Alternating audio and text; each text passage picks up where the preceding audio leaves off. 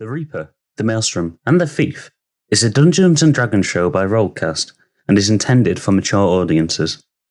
It contains mature themes, strong language, violence, and drug references. Full content warnings can be found in the episode description. Hello and welcome back to another installment of The Reaper, the Maelstrom, and the Thief. I am your DM, Tom, and joining me, as per usual, are insightful group of heroes consisting of a small little gnomish wizard, Dix. Yeah. Played, of course, by JB. Yes, that's the man who just said that's me. Our cleric, virtuous cleric, Gregor, played, of course, by Coogan, the one who's just done the peace sign. And our human symbiotic kind of thing, Ezador, played by Gaz. Not the dog, the person, just to point that one out. So, yes, is that the entity? You know what? If Buddy is the entity, That's I'm gonna. The thing that comes out. I'm just gonna imagine whenever Jack comes out now. Yeah, Jack's out, yeah. Whenever Jax comes out, I'm just gonna imagine Buddy now.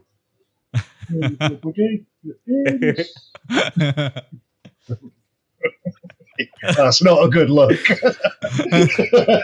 It's becoming more and more like Jax every day. Get your fucking finger off me. Okay, guys, before we start, as we are starting to get into the swing of stuff with this now, I have a nice little question for your characters. This one might feel more like an interview question, but there'll be a reason behind it eventually, one day probably. So, let's start with Gregor. Yes. Where do you see yourself in 10 years' time? Ooh. That is a very, very good question, I gotta say. I mean, flipping heck, I couldn't think of it myself. Well, I definitely want to get my revenge on the Blizzard of Corpses, but I've not got around to doing that yet because of all this Merkel stuff. But hopefully, once I get that solved and maybe retire somewhere, maybe grow some crops, have a dragonborn wife, have a couple of little runts running around. Yeah, have a peaceful life, I think. I think I deserve that at this point. I mean, that's fair enough, but correct me if I'm wrong, we've not really seen too many dragonborns around, other than yourself, of course. That's a good point. Except for... Maybe. Except for that one night in the bar. No, she was a broom. That was a broom. Not a real dragonborn. She was real to me! Maybe that can be your next quest if you save the world. Maybe. Dix, We'll how about you? Where do you see yourself in 10 years? I wouldn't necessarily say it's see himself anywhere. I think he wants to more like explore the continent, make sure he's explored most of the continent. He will most likely sort of stay as a librarian. If you remember that he's come onto this quest, but he is on holiday essentially, so he is due to go back to the thing he enjoys doing the most. So right at this current moment, in 10 years' time, he'll still see himself at the host tower being a librarian. That's fair. I mean, to be fair, it is an awfully nice hearse tower. Be a shame if anything were to happen to it. Ezador. Well, you best not write that into this world then, have you? Ezador. Where do you see yourself in 10 years' time? Oh. Well, hopefully not in a cage. Yeah. I wouldn't know. To be honest, I'm sort of an adventurer that just goes where he goes and he finds where he is at that time. So that's fair. So still adventuring. Not very big plans. I suppose it depends what I find out about the certain riddles I am trying to discover on my journey. If I find a place that would be of home to me, then yes, I could see myself settling. But if that's not for me, that's fine. I have a feeling, though, I may well be thinking more than 10 years. I'm not sure how to respond to that. Because, yeah, you've had a bit of a long life, but I'm fairly sure we'll get into that at some point or another. 10 years is like a week for a soul such as myself. And with that mystery, welcome to Ooh. RollCast.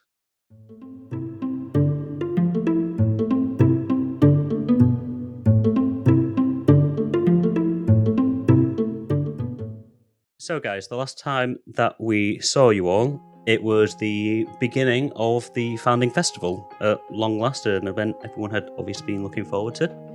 Unfortunately for Dix and Gregor, due to the incident that had happened the previous day with the explosion in the entrance of Salt Harbour, you found yourselves as fugitives, wanted men. If the guards saw you, they would arrest you, and Gregor, for you, that's especially bad, considering, what happened with the arena. And the smuggling. And the smuggling. It just gets worse and worse and worse. Yeah, so you obviously needed to avoid the guards. Ezador, in a fit of brilliance, really, came up with a disguise idea. So he kind of cobbled some bits and bobs together. Dix, you sat on Gregor's shoulders, and the two of you became one entity. Dix, you christened Rooster. Now, fully disguised, you realised quite soon that you would have to kind of keep up this act for quite some time. Gregor, you would have the physicality to maintain, and Dix, you would have the personality, the persona, really, to convince people that you may be this small little gnomish face, but you've got this big old body. It's definitely not a gnome and a dragonborn shoved on top of each other. That was your main role. Before you left for the day, though, Aja Clarara, who you had asked as a favour to talk to his guards and see if there were any suspicious activities, approached you all and informed you that his guards had been looking through the ledger book, the ins and outs of Salt Harbour, as it were, and they found some anomalies. There were 6 names, or 6 titles essentially, that kept popping up time after time in the ledger book, signed by a guard named A. Menkin. However, as far as Aja or the guards under his payroll were concerned, that name didn't exist, which obviously quite suspicious. He let you know that the names were as follows: the Deathwalker, the Acolyte, the Shopkeeper, the Scientist, the Quartermaster, and the Leader.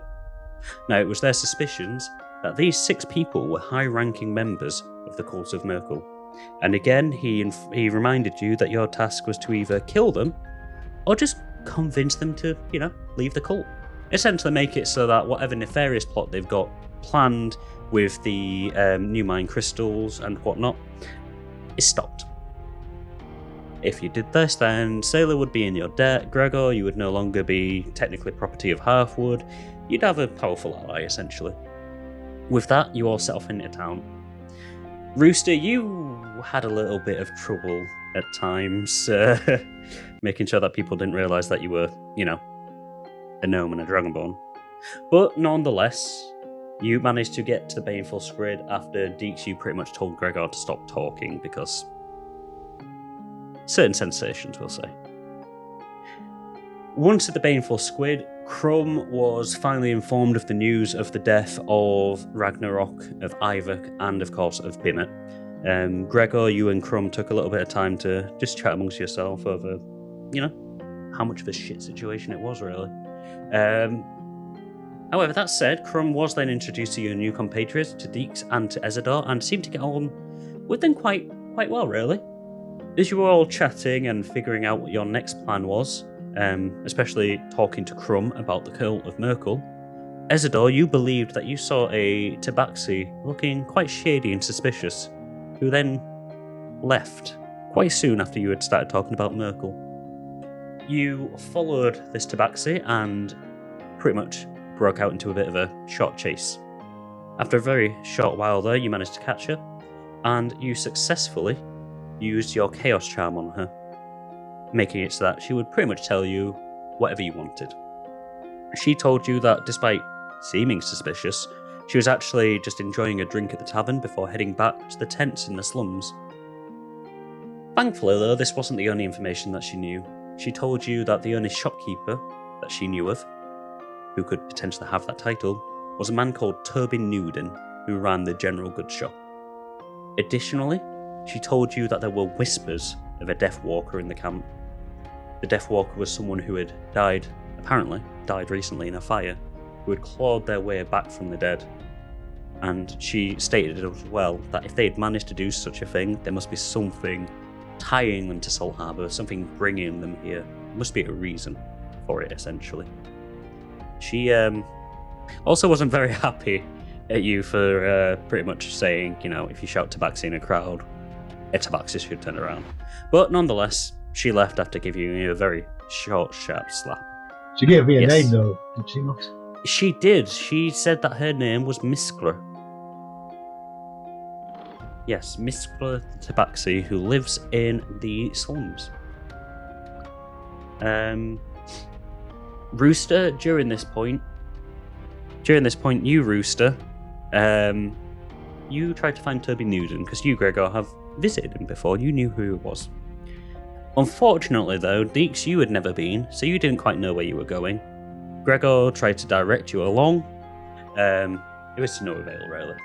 So you found another gnome shortly in front of you. You approached it, couldn't get its attention, so you asked Gregor if he could just, give it a little kick, get its attention. A nudge, I think, was the actual term that you used. The exact word that you used, I'm 80% sure, was give him a kick. Just kick him for me. Something along those lines. It wasn't a nudge, it was definitely a kick. However, nonetheless, most people would think, just a nice little nudge. Gregor, you pretty much swung your leg back and punted this poor fucking gnome right into the crowd, just sailing into the crowd.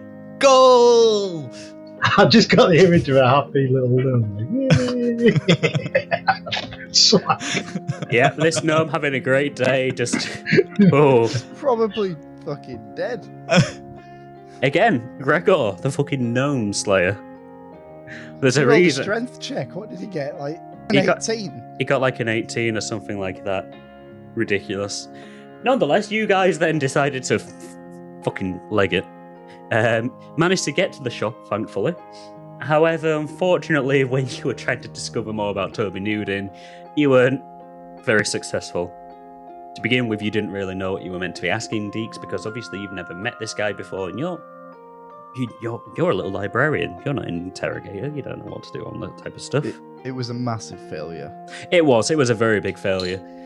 You kind of spat on your heels, tried to leave, then you started shouting random names. You started shouting about Merkel. This dragonborn hand erupts out of your fucking cloak to slam down a note that says Merkel. I think you left Toby more confused than anything else as you left the shop believing him definitely not to be the man that you're after. You guys then finally returned back to the tavern to meet up with Ezador. Ezador, you informed them of the information that you had learned about the Death Walker, about the shopkeeper being potentially Toby Newden.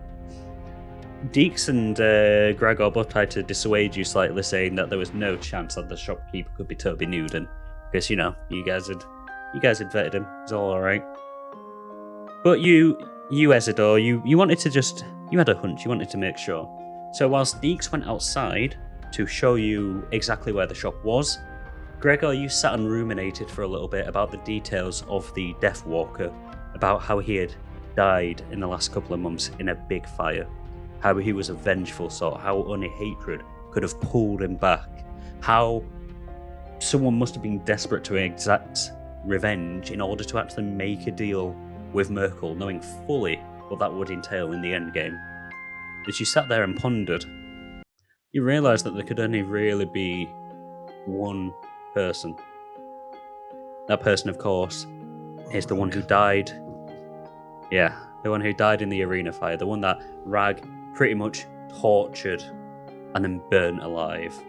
I know this as well, because I think he did tell me, didn't he? He did. You know that Murrig's back and he's got a personal vendetta. Right. Can I just clarify then? this Deathwalker, Shopkeeper, Acolyte, Scientist, Quartermaster, Leader, they are... we've got that because of the names of people that have been visiting Salt Harbour. They've been written down as that instead of their actual names. Yes, they are pseudonyms. Okay, guys, so yeah. Dix, you are kind of like poking your head through Gregor's cloak, pointing Ezador where to go at this moment in time. Ezador, you are being directed by Dix. Where exactly this shop is? I already know where it is. You don't, Okay. I don't really. Go on. No, you Go don't. on. Dix. Where is it? Yes? Where's the damn shop? Oh, this is why I'm showing you now. So I'll poke my head out through the cloak and I'll say, you see just over there? See where all those people are? Okay, well, I'm sure you were very thorough, my little fellow, but I'll just go and have a little chat myself and see what I can find, eh? Yes, you can't miss it. You can see it right there. Look, you just. I know, pop into I that- can see it, thank you. Okay, bye. I just Go back in and I'll scramble alright. back up onto the. Is Whether I this- can do that or not, I don't know. He's a strange one, that Nicky Dix. I'll say as I walk away. Roll me a dex check, Dix. Acrobatics or dex, your call. Oh, As you Meta, clamber We'll up. go with. Meta, do I Yes. know that they've had the realisation of Morak? No, No. they haven't. The only one that has is Gregor. Yeah. No. Remember, neither of you two, as far as you're aware, know who Murug is. We don't even know the situation. Exactly. It's only Gregor that knows. Time. Just waiting for him to get back on my head. I'm going to go for Dex. Okay, go for a straight up dex check for me. That's a 5. Gregor, a So, little help here, please. I need to get this bag open for now. Doesn't matter about that. Come on. Get up there. You're trying to push him off. Dig in Gre- that. Gregor, take Claws 2 and- points of damage as Dix kind of clambers up but accidentally hoofs you in the groin area. 2 points of damage. Sorry, Gregor. Yeah, you're on his shoulders now. You're on his shoulders after, you pretty much thought that you found a foothold. That wasn't a foothold. That was not a foothold. Sorry, Gregor. Are you all right? I just put my my big dragonborn hands up with the okay side just above it, like to his head. You're just struggling to breathe. Yeah. I know I am a little bit heavy sometimes. We're just gonna. Has Ezador gone now at this point? Ezador, have you started setting off? Or are you still with them? No, yeah, in my head, I just said it's a strange little fellow. That Dix, As you and walked I'm away. walking off, yeah. Yeah. I tried to call out to him, but with the groin puncture, I just failed. Yeah, all you can really manage out is a purr. Ezador, Dix, Yes? I may know. I may know who the Deathwalker is. Oh, well, who's it? It's a goblin. It goes by the name of Murug. Murug. We need to find him. He's the leader of the Fighters Guild. I think Okay. the best course of action is go near the Fighters Guild. The Fighters Guild. Yes, Fighters Arena. Fighters Arena. That's the one. Go around the Fighters Arena. We might be able to find him. Okay. So let me try and get my bearings here, though. Don't set off just yet. Okay, I'll just put my head behind the clock. Yeah, so your kind of snout is kind of poking forward a little bit, but unless someone really pays attention, they're not going to tell. Dix, did you say that you're kind of trying to get your bearings? Yes, so with that, can I get a bearing on the map of where the Baneful Squid is? Yes, you can. Give me the shortest of seconds here. I hope this will show. So, the Baneful Squid is in Sector 5, which I will just highlight and show in just a quick second. So the baneful squid is around here, as you can see there. All right, Gregor. Yes. We need to be taking a right. Okay. They'll just swing right. See, as you Try turn... and dodge these people. Yeah, I was going to say, as you turn right, at this point in time, the crowds have started to... The actual carnival type of festivities have started to die down. You would say it is probably around about mid-morning at this point in time. So there's not quite as many just random festival-y type of goers-on around you at this moment in time. But there is still quite a few people just making their way into the more shopping-y area. You think that there might be some other events going on in some other districts from what you can overhear from people. Gregor, roll me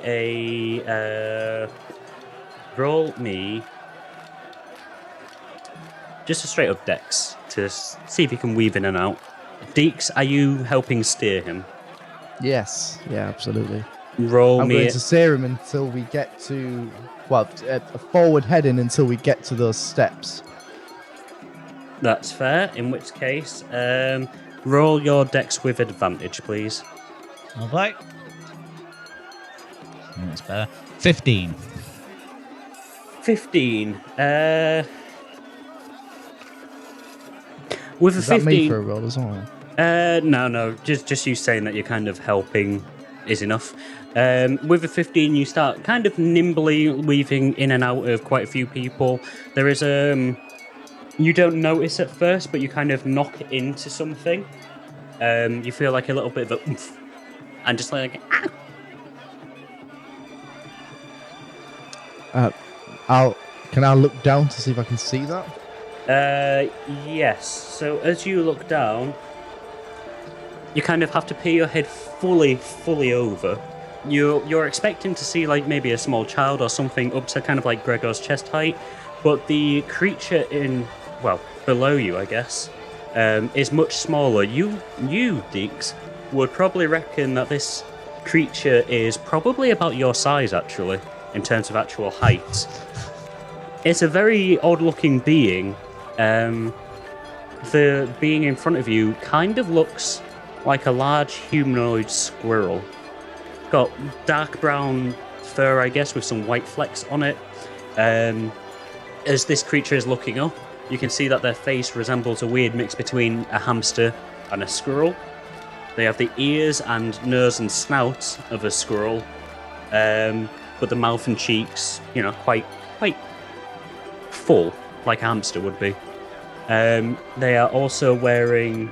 they also have quite flary whiskers and small dark irises that are like most woodland creatures. You can't see anything other than these like little black beady eyes. And you can see that this creature is wearing loose-fitting olive green robes. Just kind of looks up. Okay. I'm sorry about that. Oh, no problem at all. I do apologise. If you'd Do I just hear like to this? kindly just skedaddle a little bit. Oh, yes, of course, I'm sorry about that. Gregor, roll perception, please. As this small creature just kind of sidesteps out of the way. 4. You can hear kind of like... through the cloak. Alright. Fair enough. Just try and go forward if Dix is let me. You have your legs, buddy. Is it safe? Safe? Is it safe? I'll take a look. Is she Roll me a gone? yeah, she's sidestepped around you now. There is still more people heading your way as the commercial area is starting to get busy again. Okay, just, let's carry on walking forward, Gregor, but do a breaststroke as if you're swimming. Softly. Okay, I just put my hands out just in front of me and I just start. That'll give us the momentum to start. Let's go. I am your eyes. Okay, so Gregor, you don't have to roll anything here, but Dix, you need to roll me a perception check, please. Oh, God. Why? why this large being is fucking breaststroking through a crowd. Why do you think you need to roll a perception? 8. You notice nothing. Everything's going fine. Good. It's great. As you continue walking, you are now kind of like, you're coming to the edge of the road itself where you need to turn left or right. Again, you see quite a few people starting to walk by. You hear chatters of people being excited of the stalls opening. As I've said, it's just gone past about 10ish. So the stalls in the commercial area are only just being allowed to open. Gregor and Dix, both of you hear people talk about the food that they're going to have, the trinkets they're going to buy, the exotic materials coming from Khazadar and Erebor. You hear all of this, and then you feel a very sudden clamp on your shoulder. My shoulder. Oh! Yeah. Oh! My tiny little shoulder. Is he just going to grab the gnome and I'm just going to carry on walking?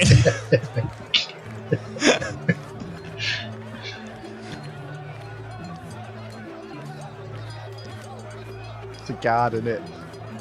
I don't know what to do about this because that's a natural one that I've just rolled. Okay. Dix, roll me a strength save. A strength save. Oh, God. You're clutching on with disadvantage, actually, because you're using your little knees. You're using your little knees at this point. 2.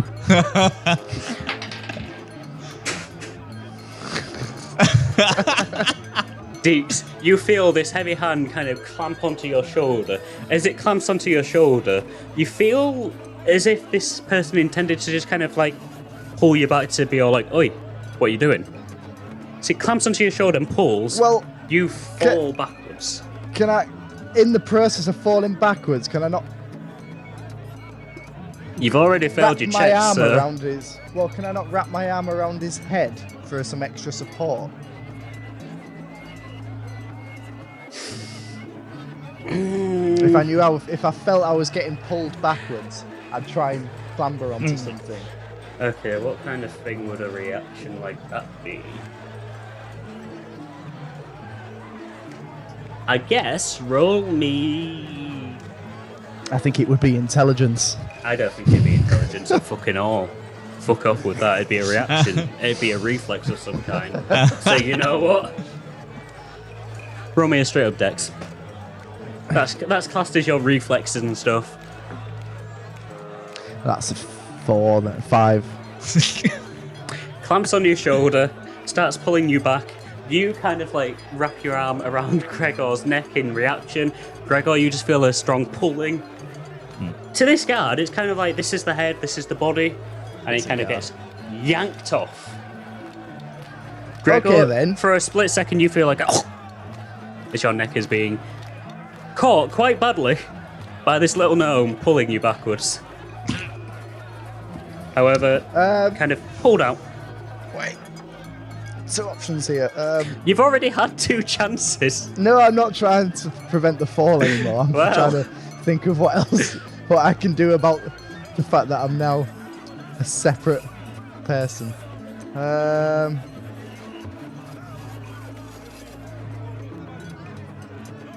It's both of us.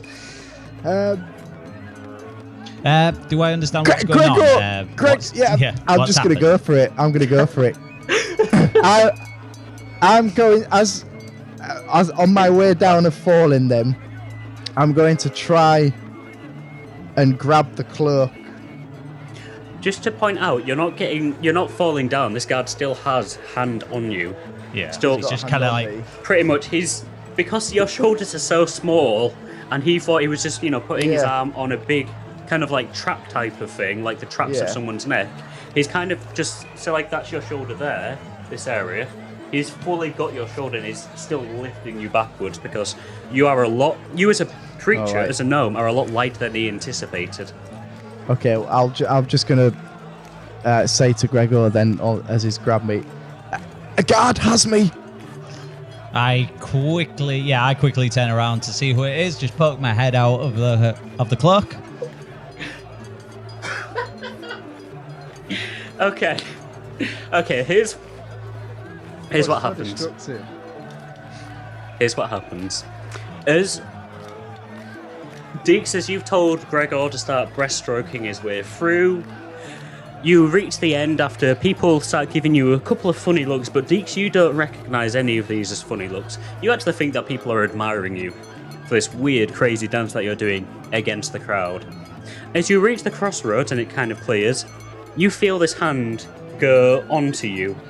It grips around you and pulls back. It's not overly forceful as such, but it's obviously someone hasn't realised what's going on. They've misjudged their strength. As you're kind of like getting pulled back, you're like, no, someone's got me. You feel this hand kind of react backwards in confusion.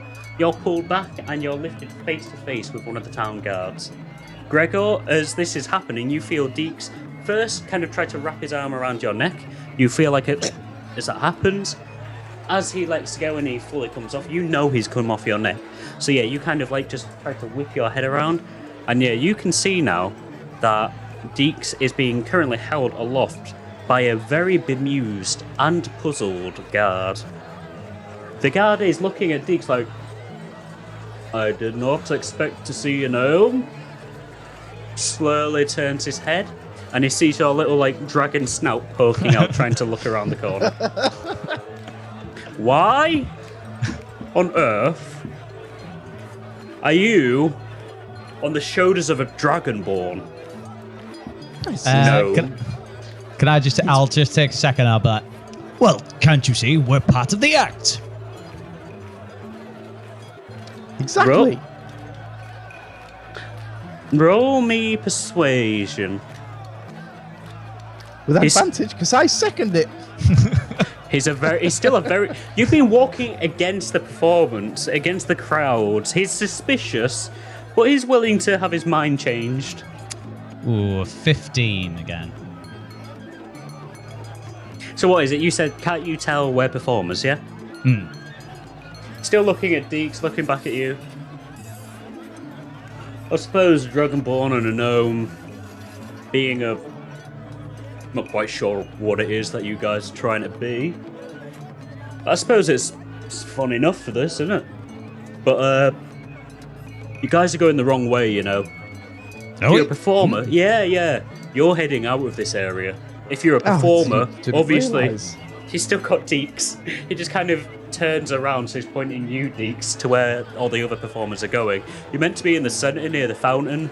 The guards parade obviously comes in there, and, you know, all performers are meant to go there for the guards parade getting here. You know, if you're part of that dance routine, which I'm assuming you are if you're a performer, because why else would a performer be in the commercial area at this time? As the he raises an eyebrow. Of course. We were heading that way. We must have just got a bit lost. Sidetracked, yes. I'm awfully sorry, my friend. What can I call you? He says, looking at Dix. Well, we together are Rooster. Rooster, all right. I'm going to be quite honest with you guys. He just kind of lifts Dix back and puts him just a plump onto Gregor's shoulder. You're facing the wrong way at this moment in time. He doesn't really quite see how it is because your head is still kind of covered. So you're kind of like back to front type of thing.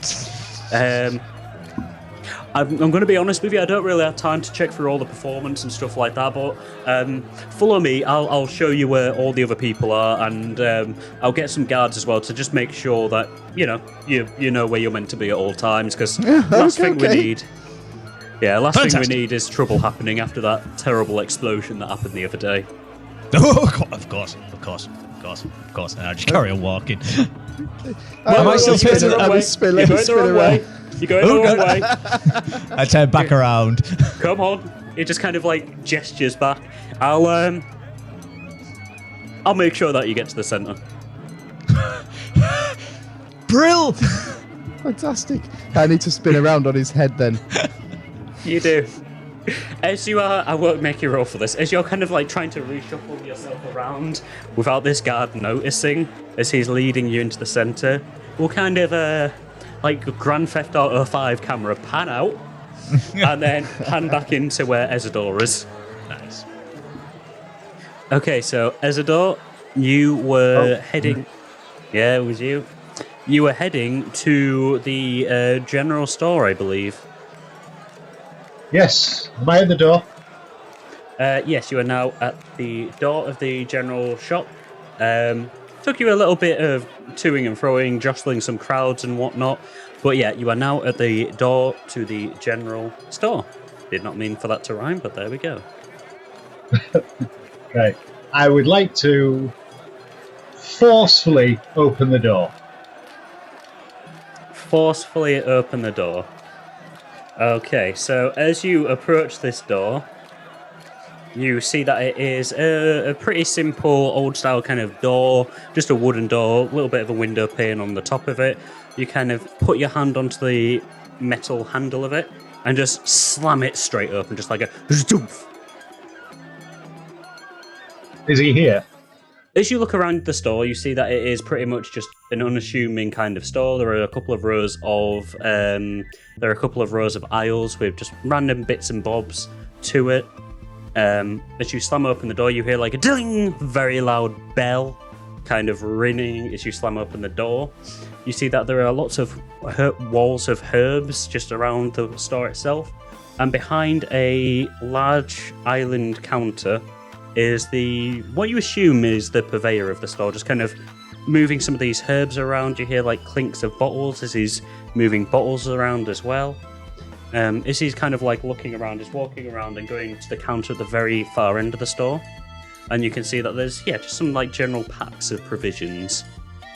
As far as you're aware, this is the owner of the store, considering how he's moving items. So he's not looking at me, is he? He's not, no. He's got his back turned to you at the moment. He heard the door slam open.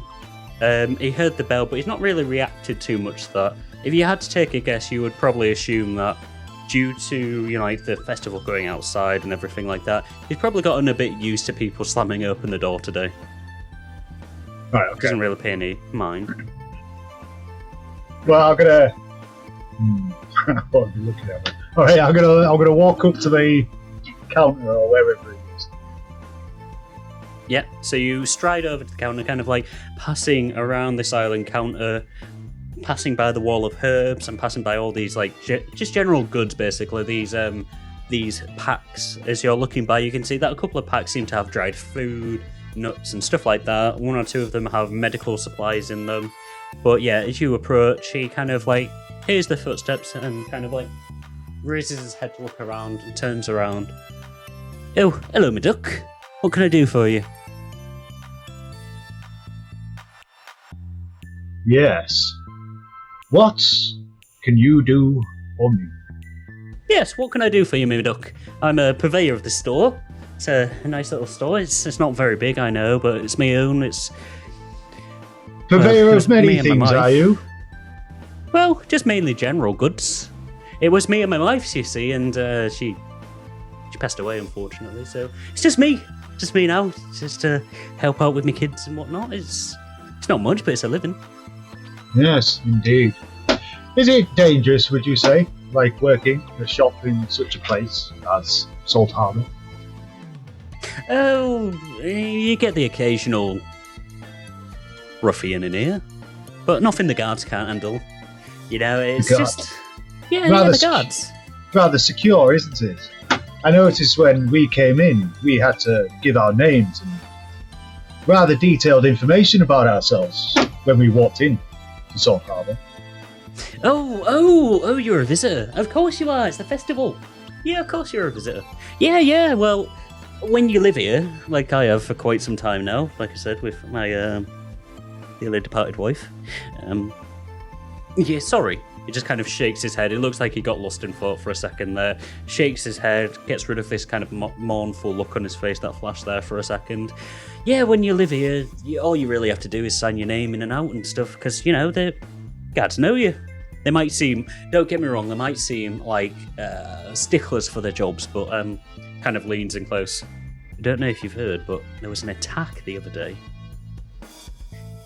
An attack? Yeah, an explosion in the centre of, not in the centre, in the entrance, right at the very top of the town. I know they've done a really good... I heard of such things, and normally I would be rather well assured that they'd have everybody's names of all the people that are within the town. There wouldn't be people that would just be simply known as, something strange like an acolyte or a scientist, or even maybe a shopkeeper. Roll me perception.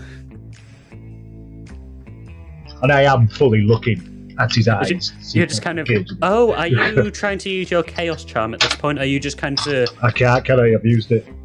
You've got it free. You've got free turns. Was it 3? Yeah, well, not yet. You've got 3 charges. You used 1 on Miskra, so you've got 2 left. Right. Well, not yet. I'm just gauging. Okay. This reaction. Wait. Sorry. Are you just dropping this information in there? Or are you trying to intimidate him with it? A little bit of both. Roll me perception or intimidation, then.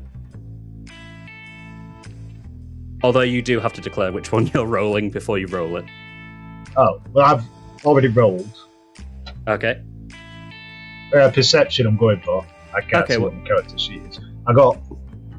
Where's bloody... Why does that keep closing down? Right. What did I say I was going for? Perception. Yes. 15. So, as you're starting to say the acolyte and the scientist, there's not really any reaction from him, but the second you say the shopkeeper, just for a split second, there is a hint of recognition. There's a kind of like he looks taken aback, but he hides it exceptionally well. It is literally only across his face for the briefest of seconds. Well, me duck, I won't know about that. Like, all we need to do, all the citizens, all the people who actually live here, we've got all of our full details and everything in our general, our kind of like general, not ledger as such, but it's a document that's kept at the hold up at the top where Lord Solus is. So all of our real details are there, but we just have to give our names. Not too sure about just giving titles though. That could be very misleading. Very misleading indeed. So yeah, you would never sign in to a place as Salt Harbour, simply as shopkeeper. He kind of looks. Again, it's a very quick, almost imperceptible, but he kind of glances to the left and right. I don't think I would, no.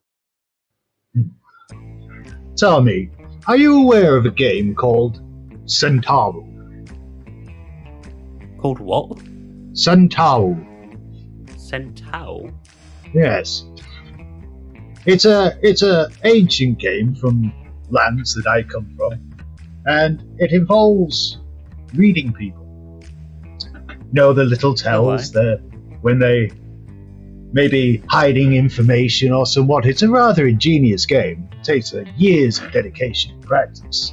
And me, myself, I was rather talented at such a game. And what it would mean is when I would say certain words, I would read every single facial expression, every tick. And I can read faces very well. Are you trying to intimidate him again now? Yeah, I am now, yeah. Yeah, go for intimidation on that one, because that felt like it was intimidating. That was brilliant. It was.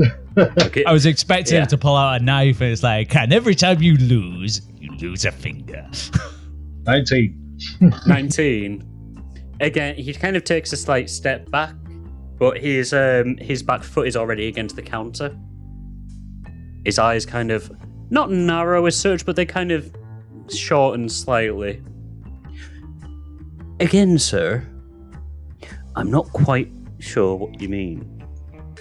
Well, what I mean is people such as myself have these certain skills are employed by people who you don't really want to get on the wrong side of, if you know what I'm saying. So if I find out who these certain people are, Shopkeeper or an acolyte, and I find that they did not help me when they actually could have, there may be repercussions. Persuasion or intimidation, with advantage on either of them. I don't know. Oh, I've already looked at it. I don't know which is higher. Persuasion. Go for it. With advantage. With advantage, yes. Oh, that's good.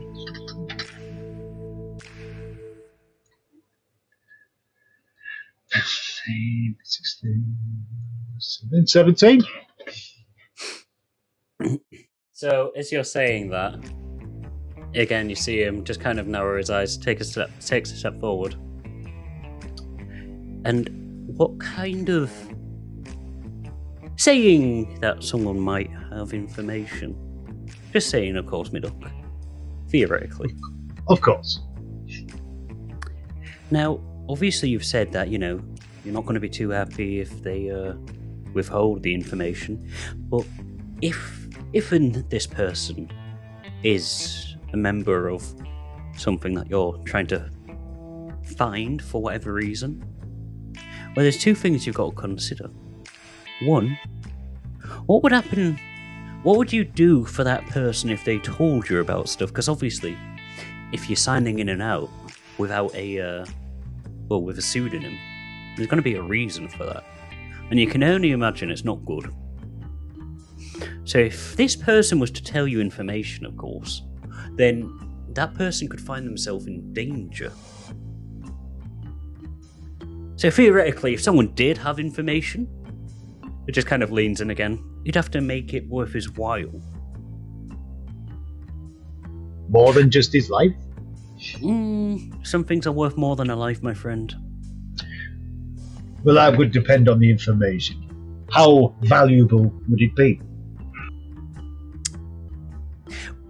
Theoretically speaking, of course, again. Theoretically. It would have to be enough to provide for one's children if they were theoretically part of this group. And something theoretically happened to them because they told this random stranger who walked into his shop about the group. Because this group might be dangerous. I can assure you, the people that I may be involved with could be far more dangerous. And we will get to the bottom of this. We are many, and we are looking. Maybe so, but as I said, some things are more important than one's life. So as I say, it's just kind of, it shifts from that serious demeanour back to a more joyful one. It kind of almost takes you aback at how quick he is able to shift from his serious talk to this just joyful shopkeeper demeanour. So as I said, Miduck, if there was anything to be happening around here, it'd be like you're in a shop, ain't you? It'd be like a trade. You'd have to give that person something. They'd give something back in return. Otherwise, you can be effing out of my shop. Really? Right. Just It's a a nice mate. big broad smile. I was just going to put my fingers along the shelves of his shop. It's a very nice shop you have here. This stuff, valuable? It is valuable, yeah, me duck. However, before you, as you're starting to reach for something, I'm assuming, before you do that, just bear in mind one very important thing. If something were to happen to the stuff in my shop, I'd have no choice but to recall the guards around here and have whoever's trashing my shop thrown in jail and, of course, liable for the entirety of the damages caused. So as I said, if you've got some kind of trade you want to make, some kind of I don't know, something that would make someone's while for information, or even to sell, potentially even sell out this entire thing that you're trying to look for. I would Interesting. be forthcoming. And the guards wouldn't be interested in the fact that you go by the name of Shopkeeper rather than your name. He kind of frowns a little bit again, that serious demeanour comes back to his face. And who do you think they'd trust? Some stranger from out of town? Or someone who's lived here for most of their lives, who's bereaved after some fucker killed his wife? Do you think it's you that they'd trust? Because I don't. Who killed your wife? That's the big question, isn't it? That's what I'm trying to find out. What if we found him? Would that be of any value to you? It would bring me closure, yeah. It would take a persuasion roll to see if this would be enough. Well, I best do one. You had best do one, yeah. Because a lot might be riding on this.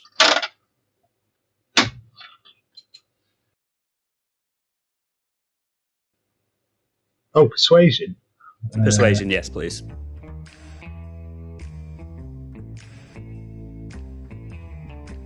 Oh, right, yeah. A 14. A 14. Okay, let me draw some.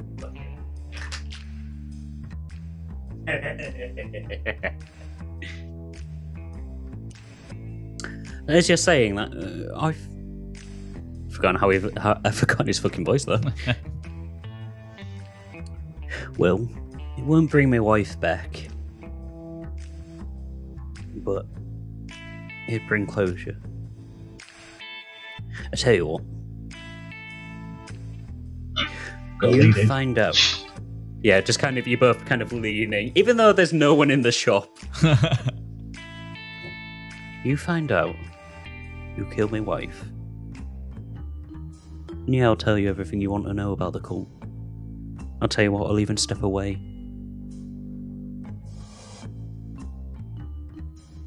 Does that sound a deal? I will bring him, or her, or it, hog-tied, and ready for your pleasure.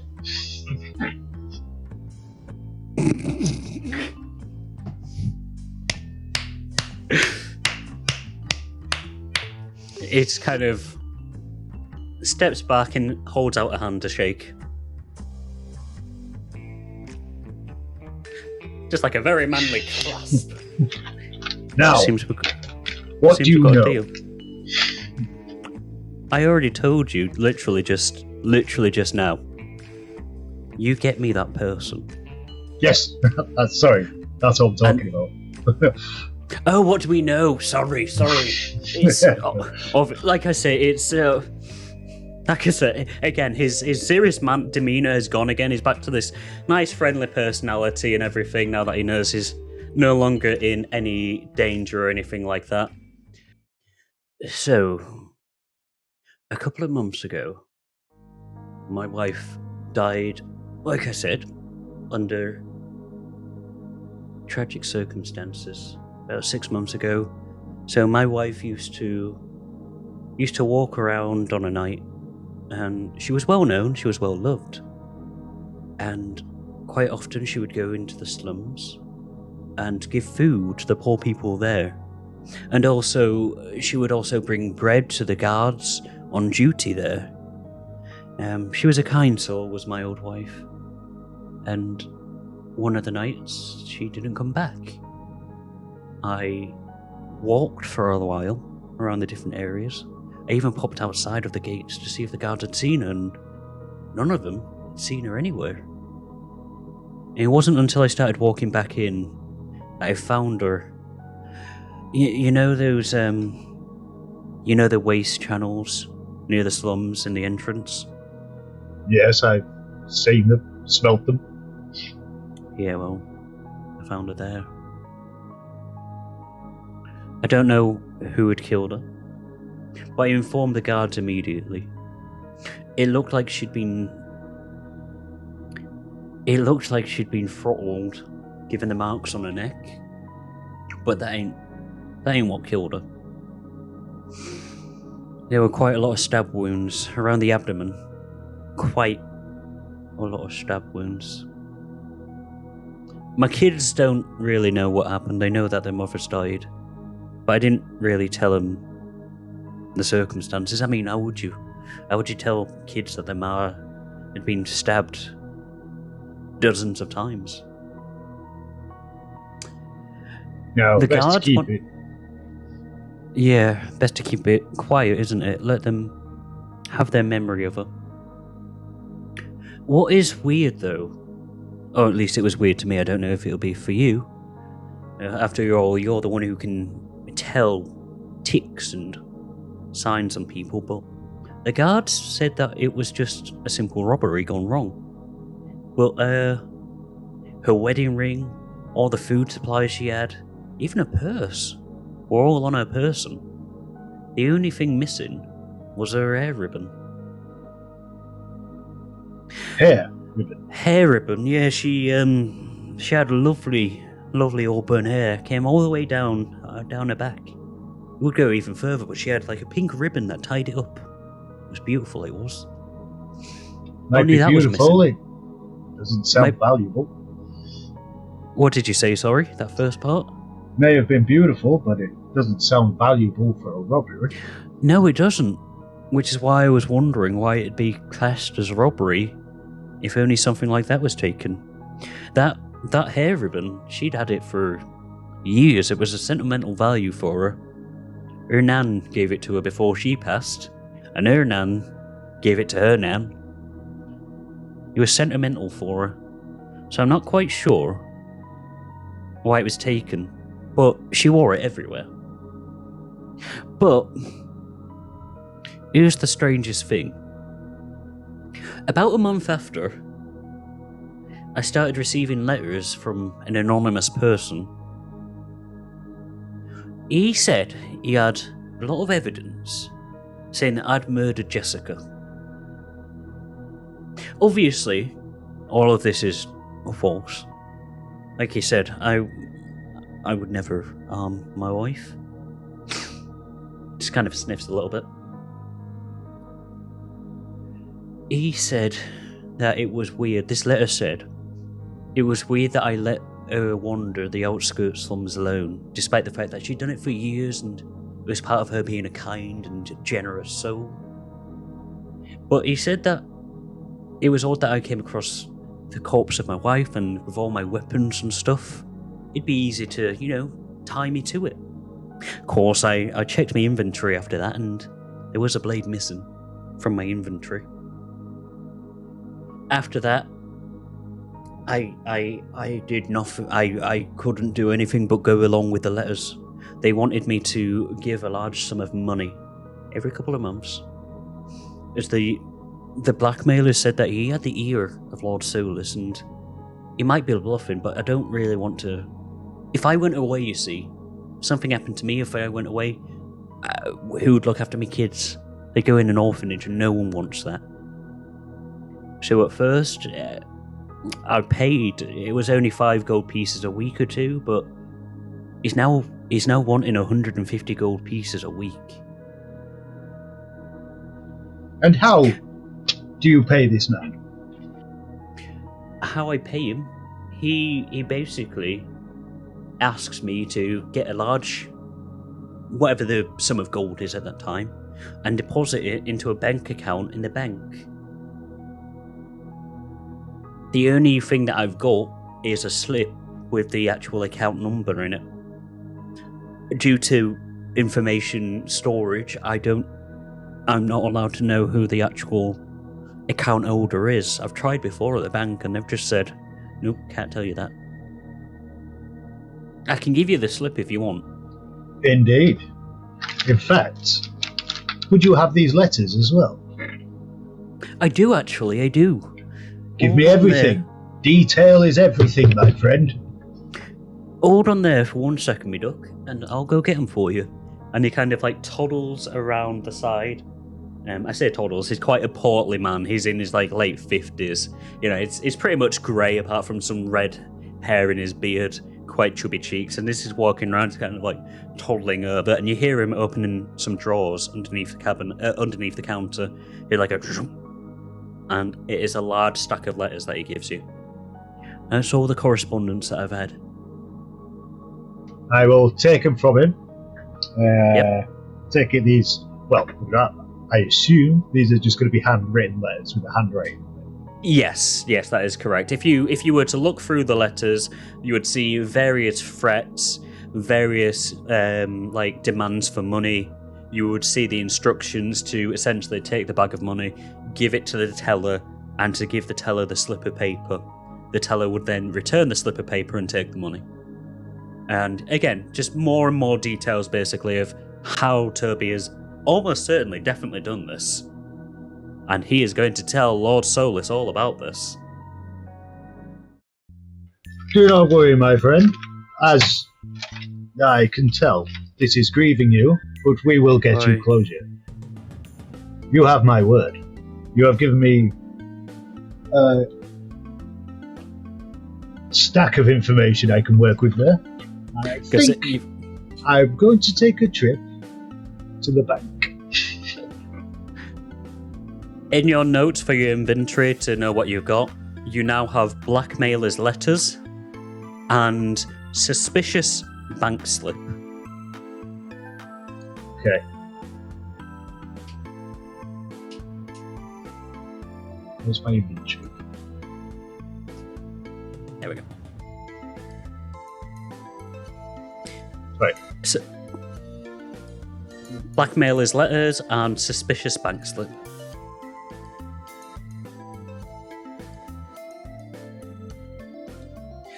As you take it and you kind of put it into your haversack, I'm assuming, to store them, you just, again, thank you for doing this, my duck. I know, obviously, this isn't quite what you were expecting coming in here, but like I said, you sort this for me, you find out who did it, and not only will I tell you what I know about the group, I'll tell you my reasons for joining it, and, well, the longer I've been part of it, the more I think that my goals won't be met. So I might as well tell you them as well, just in case you know of a way to sort them. If there's one thing that makes my blood boil, my friend, I'm going to slam my hand on one of the shelves. It's like a doof. It's blackmail. I will do this with pleasure. But Thank you. I also would like that information. Of course. Well, like I said, it's a shop. We trade, don't we? So you do this for me, I'll do something for you. However, just as a point of safety, don't tell me your name just yet.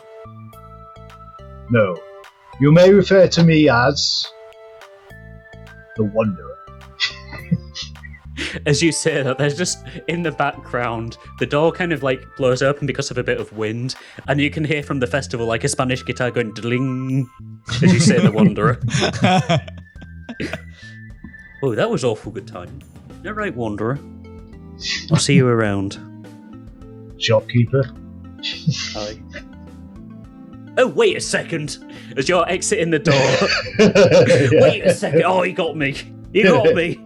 Yes! Outside the door. As the door shuts, we now return back to... Oh my god, I don't know why I shouted that then. Fucking hell. We now return back to Ezador and...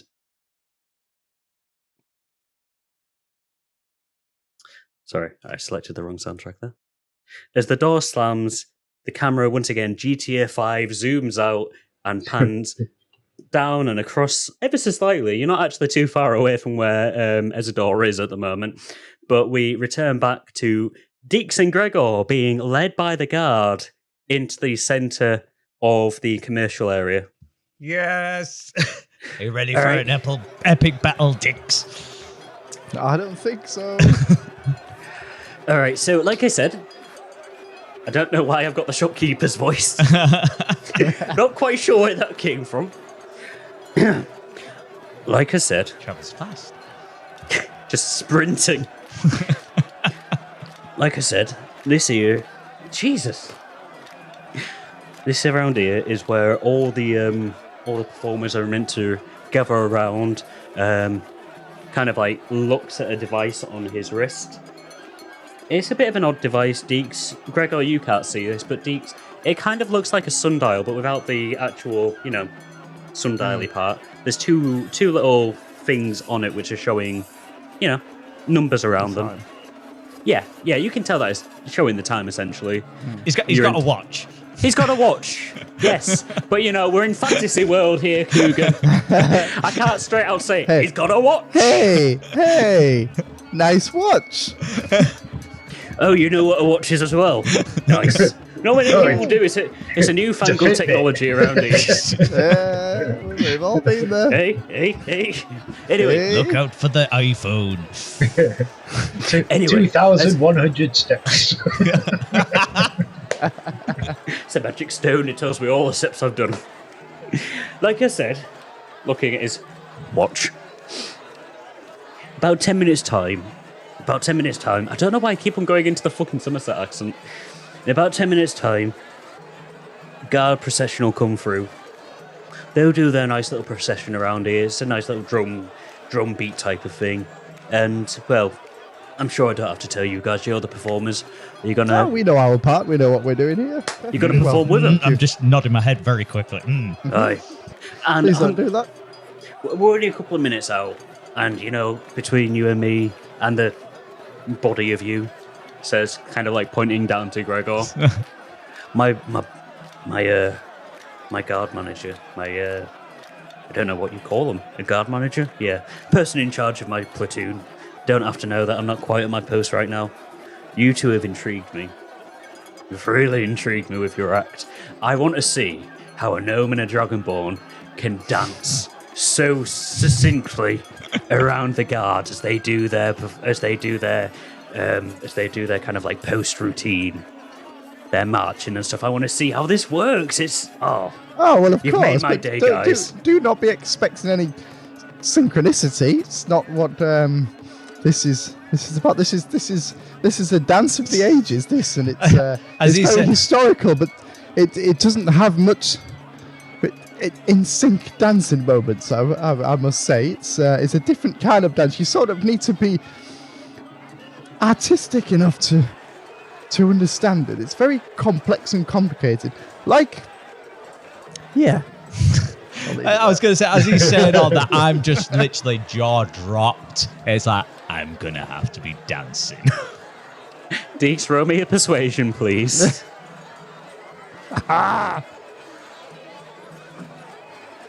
10. Well, that's weird that you're saying that, because as far as I'm aware, might be wrong, but as far as I'm aware, you can always get one of the other guards to check as well, but I'm sure all the performers around this part of the guards, march routine, it's meant to be in synchronicity with the guards' routine. Obviously what you're doing is different to the guards, but all of you performers, though, are meant to do the same thing. Because what you're essentially doing, I mean, obviously I don't have to tell you, but I'll do it anyway for exposition. What you guys are meant to be doing is essentially reenacting, in an artistic fashion, the battle for Salt Harbour when they were invaded by the Sahorgan. Oh yes, I'm very aware. Yeah, so I've still got my jaw dropped. You're meant to be in sync with the other performers. Yes, and we will be in sync with the other performers, but the synchronicity you're talking about, don't rely on it too much. Just watch it with an open mind is all I'm saying. Fair enough, I'll do that. I'm gonna tell you what, you guys just enjoy this centre here. Yes, we need time to warm up. I'm gonna be right over there with a couple of my other guard mates.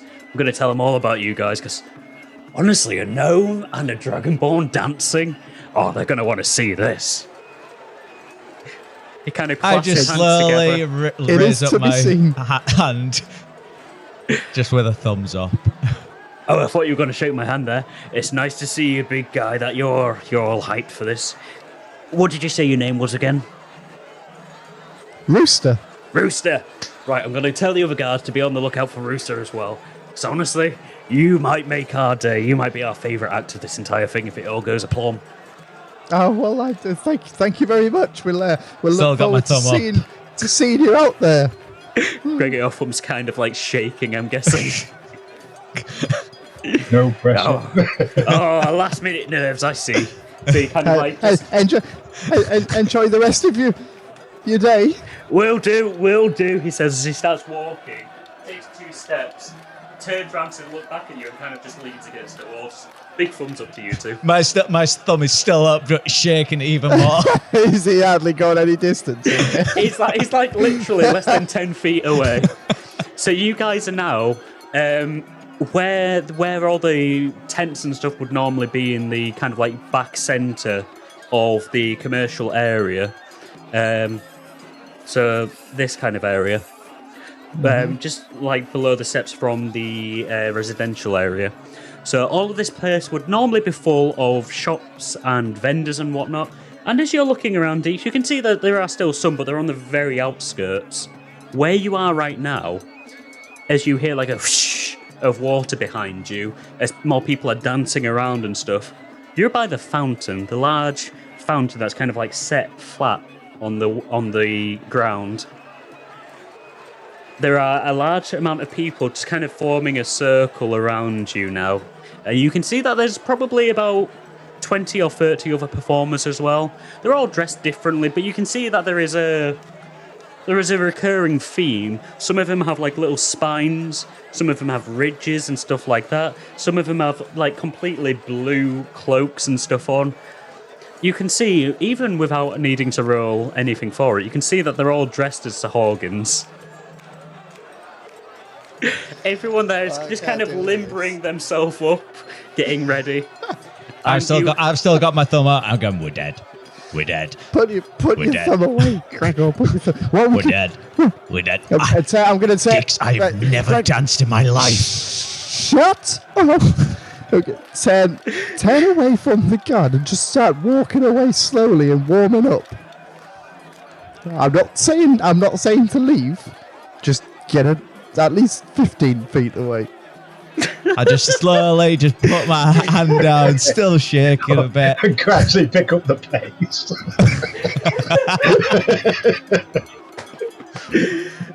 I just turn to the right, just like in a robotic, like, look, there shouldn't, and just start marching away. We're not dancing yet. We're gonna have to do this, Gregor. We're just gonna have to do it. So I'm sorry. Are you trying to leave this area? Or are you trying to just get a bit more distance? I'm trying to get out so you can't hear what we're saying. Okay, yeah, you're able to do that easily. I don't get that. I start walking and then get just a tiny bit faster. Stop there, Gregor. I kind of don't listen for a minute. I get just a little bit faster. Oh, he's committed. Gregor, are you just going to carry on going, or are we going to attempt to run away from these guards? I think we should dance. I just freeze, just like with one leg in the air. Just still mid-air. Yeah. What do you suggest, Dix? Well, here's the first thing. Can you dance? No! Okay, and you can't see, so I'm your eyes, and I can't do the dancing for you. Although I can dance. We're just going to have to wing it then. Right? What you need to do do you think we could get by with that? I think if we simply just do the waltz, but as you're saying try this, and join in with the crowd.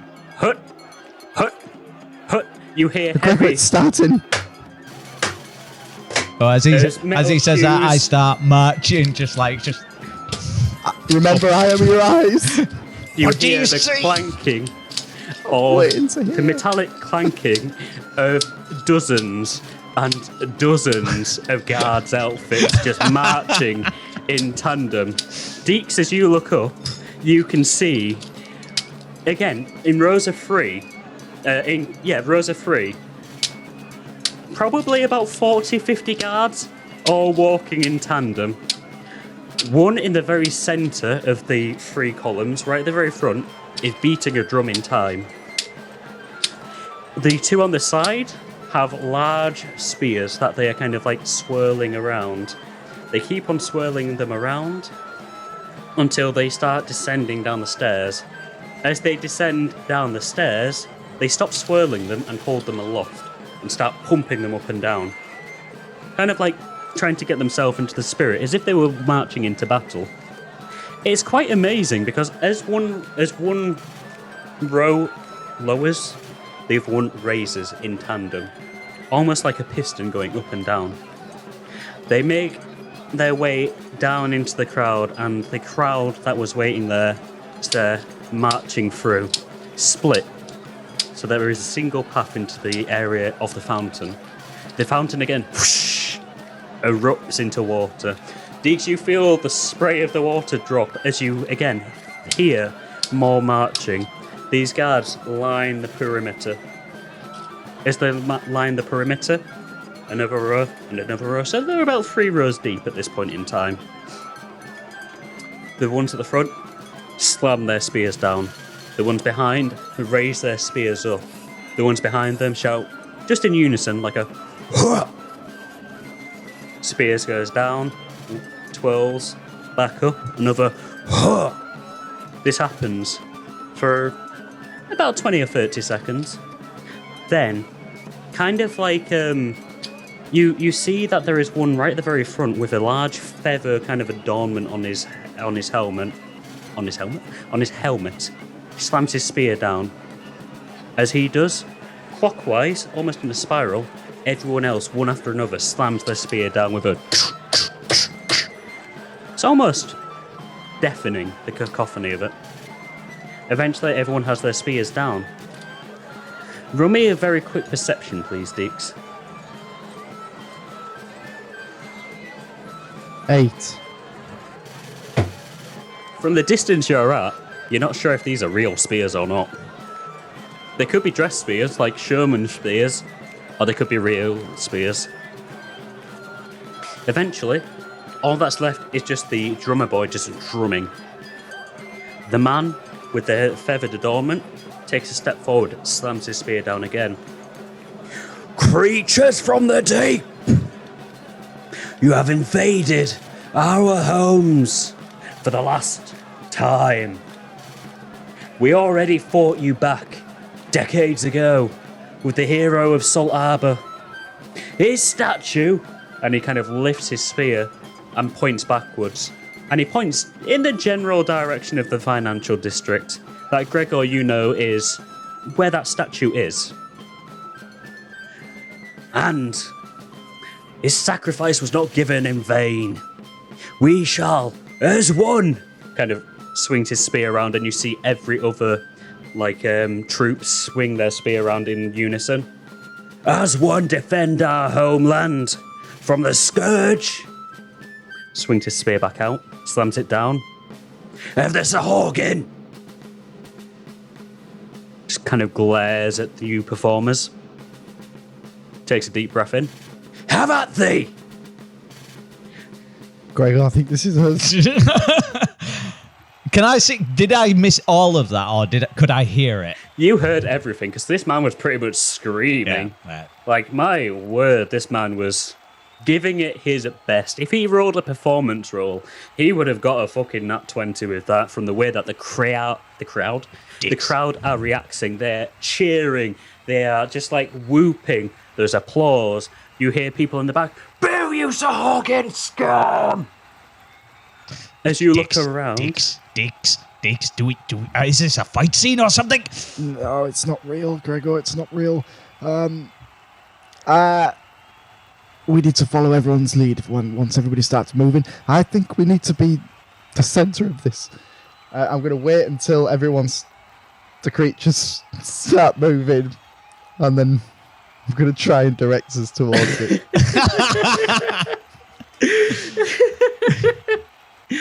Okay, let me just see what I can find that will be... You know what? I think this will work. Let's see if this works. So, I'm going to play this for now. Both of you roll a perception, please. We're going to do it like this. You're going to roll a perception and see if you can follow what the others are doing. Oh, is that how we're going to do it? 9. And then that will inform your performance rolls. A 9 from Gregor. Dix? What am I rolling here? Perception, please. 12. So, both of you look around, and you can see the guards in the first, circle take 2 steps forwards. The guards behind them spin their spears up, so they're kind of resting on their shoulders. Whereas the ones behind them, again, shout like a hurrah. You see the Sahorgan, they kind of seem to be just writhing around a little bit. Not really moving, just kind of... You get the sense that they're trying to work the crowd a little bit. They're kind of acting as the stereotypical bad guys. How do you proceed?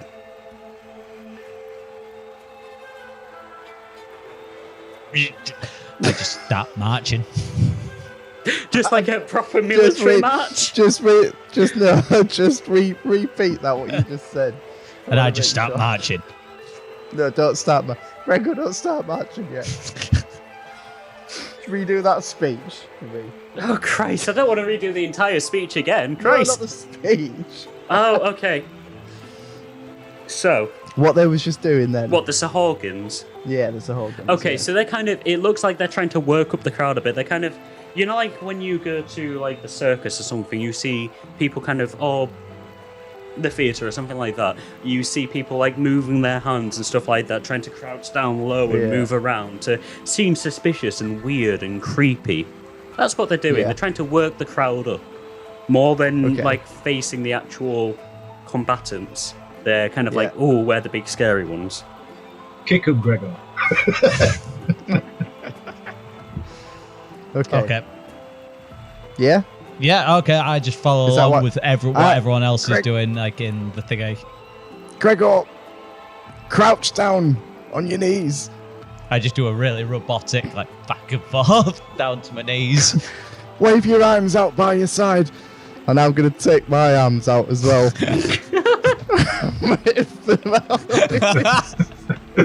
Okay, so Just like, Dix, you roll just normal, just a normal performance roll, because fair enough. That'd work. Gregor, roll it with disadvantage for your robotic kneeling down. 11. Performance, is that? Performance, yes, please. 7. Gregor, you pretty much fall to your knees quite robotically, just like a doomph. There's these random little hands that flapping around from the top of your cloak.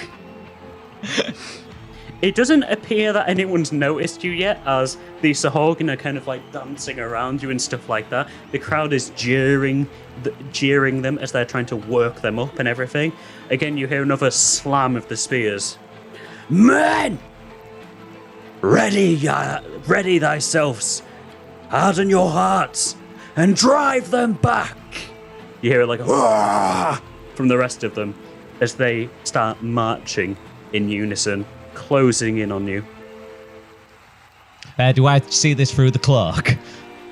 You do, just a bit. You can see these figures starting to get closer and closer. I think they're Back getting up. closer, Dix. Back up. Back up. I get back up on my feet. You just, you back up.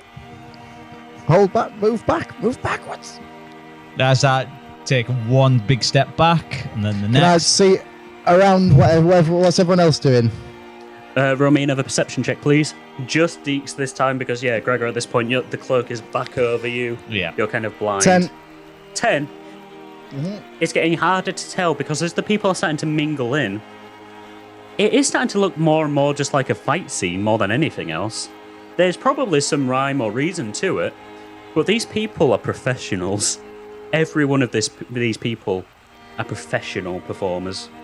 The Sahorgan are starting to weave in and out.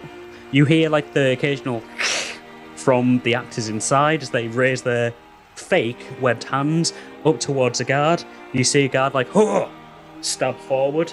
And you can see that the spear misses, but as it does, one of the performers who's been stabbed has their hand there and just kind of lets it open, and red ribbons kind of fly out as they very dramatically splinter down onto the floor. Can I try and catch those ribbons?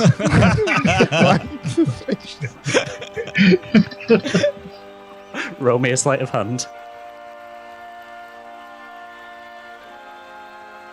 13. So what are you trying to do? Catch them? Yeah, we're just sort of like catching them, but let them the blood like spray all over me. So to the crowd, it looks as though, you know, one of these Sahorgans has been killed, and then suddenly another Sahorgan has kind of like jumped itself up, walked back, and these weird little tendrils from its hands are kind of splaying around in the blood. You don't catch any of them, but it's just like splaying. They kind of like, one almost wraps itself around your finger, and then a gust of wind just kind of carries it off into the air. All right, that'll do us for now, Gregor. What am I supposed to do? Take a peek, see what everyone else is doing. I'm going to take another look round to see. I want to try and I'm looking, instead of looking at the group, I want to take an individual out, look what it's doing, and then try and batch it or mirror it in some way. Roll me perception with advantage then. Gregor, just a normal perception, please. As these people are starting to dance around more, there's more guards like with their hands raised up with the spears. You see them spin the spears around in their hands expertly for catching and jabbing down. One of the Sahorgans kind of like does a very over-dramatic extended step out, and as they pivot, they kind of like spin around on their hands and then just like pop up, and again. It looks like they're kind of jumping onto this guard. The guard kind of, again, releases red ribbons. What are your perception rolls? 11. 15. Gregor, you're amazed by all of this, the synchronicity of it all. It's lost beyond all, you do not understand how any of this is working. But to these performers' credits, it reminds you of real battle. Oh, God. All right. I might have to get you to roll something else in a minute if you roll bad again. Dix, what did you get? 15? Yeah. So, tell me what exactly you're trying to look for then, please. I'm trying to look for an individual that's doing something specific so I can go and try and mirror the effect or just look like we know what we're doing in some sort of way. Sorry, can I just say also, I do mention that, Tom. I start heavy breathing, like just going... As you're starting to be reminded of real battle, breathing gets deeper and deeper. Dix, I'm going to roll something.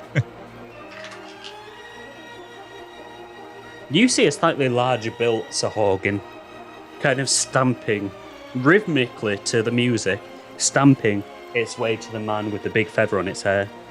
And a guard kind of jumps out with a spear raised, like a ha! Raises it, spins it. This Sahorgan catches it, and very acrobatically flips the person over them.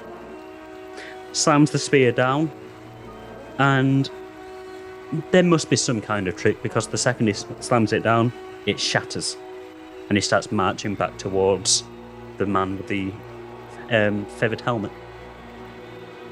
Is the man with the feathered helmet lying on the floor? No. The man with the feathered helmet is fighting other Sahorgan off. Okay. So the one that he flipped was just a random... Yeah. It's just a random one? Yes. Is he lying on the floor? He is, yes. He is. Just to point out, he's obviously really conscious. This is a dance. I know. I get that. Can I... For now. I've got the horns of Gregor. Gregor, this way. I want to go towards the man that's on the floor. Okay. I kind of feel him like tugging it, and I just go into that direction. How do you do this? How do you walk across there? Dix, how are you commanding him to walk? Well, I'm seeing where I need to go, and I'm grabbing the horns and saying, Gregor, this way. I'm leaning the horns to the direction where we need to be going. Yeah, it's like pointing my head into the direction. Okay, so how are you? Are you just walking normally? Are you trying to perform it? Are you march? trying to dance? I want to march the same as this other guy is. So I want to. No, I don't want to try and march. Okay, so Gregor, I'm going to shout to Gregor, left, right, with you. Yeah, okay. I click onto that and start like lifting my legs up like as a march. Just a normal performance then. Actually, no. Performance with advantage, Gregor, because you are used to military marching. It's what you did for 5 years.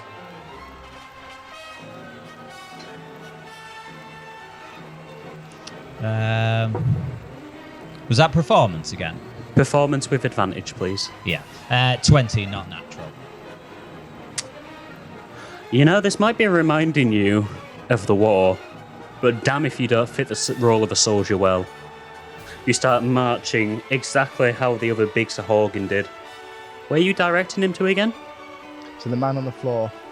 So you march over to the man on the floor rhythmically in time with every drumbeat. Yeah. Have you approached the man on the floor? Yes, you are there. One of the other guards kind of like, ah! As he kind of goes, rah, to you. He kind of takes a look and goes, you're out of step. You're out of place. But as he says that, another Sahorgan just, again, quite rhythmically, runs into him, takes him out from the side. Okay. Gregor, take a bow. I literally bow like dinner in Japanese. Take a bow. I'm holding onto the horns, and I'll do one of those noises, like shh noises, what they're doing to the guy that's on the floor, as if to torment him, and then pull the horns away and start marching the opposite direction. As you start hissing again, you see this poor guard on the floor just like, the fuck are you doing? You're out of place. You're not meant to be here. Come on, Gregor. Yeah, you lift and raise him back around. Yeah. I'm just following at this point, just trying to keep it together. I've got to take another look again and see what someone else is doing. Roll me another perception. Natural 20. Hey. You can see that this performance is starting to wrap up. You can see that there are a lot less Sahorgan around now, a lot of them on the floor. In fact, there is only you, the big guy, and one other Sahorgan. There's around about 9 or so guards left. The 3 of the guards are on the other Sahorgan. The big Sahorgan and the man with the feathered helmet are locked in fierce combat as they are dancing around each other. Looks like the feathered guard and the Sahorgan might have magic, as they are throwing streams of ribbons at each other, and they're kind of like ducking and diving, like literally acrobating around and dancing in tandem to the actual music, just like trading blows. To you, Dix, actually, if you weren't part of this performance, it would look quite beautiful. But there are some more guards just kind of like stood. They look like they are a little suspicious of you because they didn't expect a third Sahorgan to be still up at this point. Are there other Sahorgans lying on the floor on this field? Yes. In these in this like large fountain area, there's more water just around the like bodies. Gregor, I have an idea. Yes. Yep. Follow my lead, and when I tell you to fall, you need to fall. Right, I'm going to direct him in between where they're throwing their magic. Yeah. I want to get direct in between them and sort of throw myself in between to try and save somebody.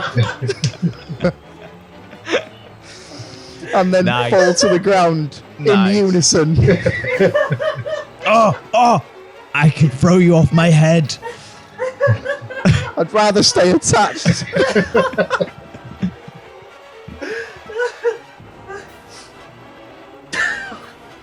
Okay, alright, yeah.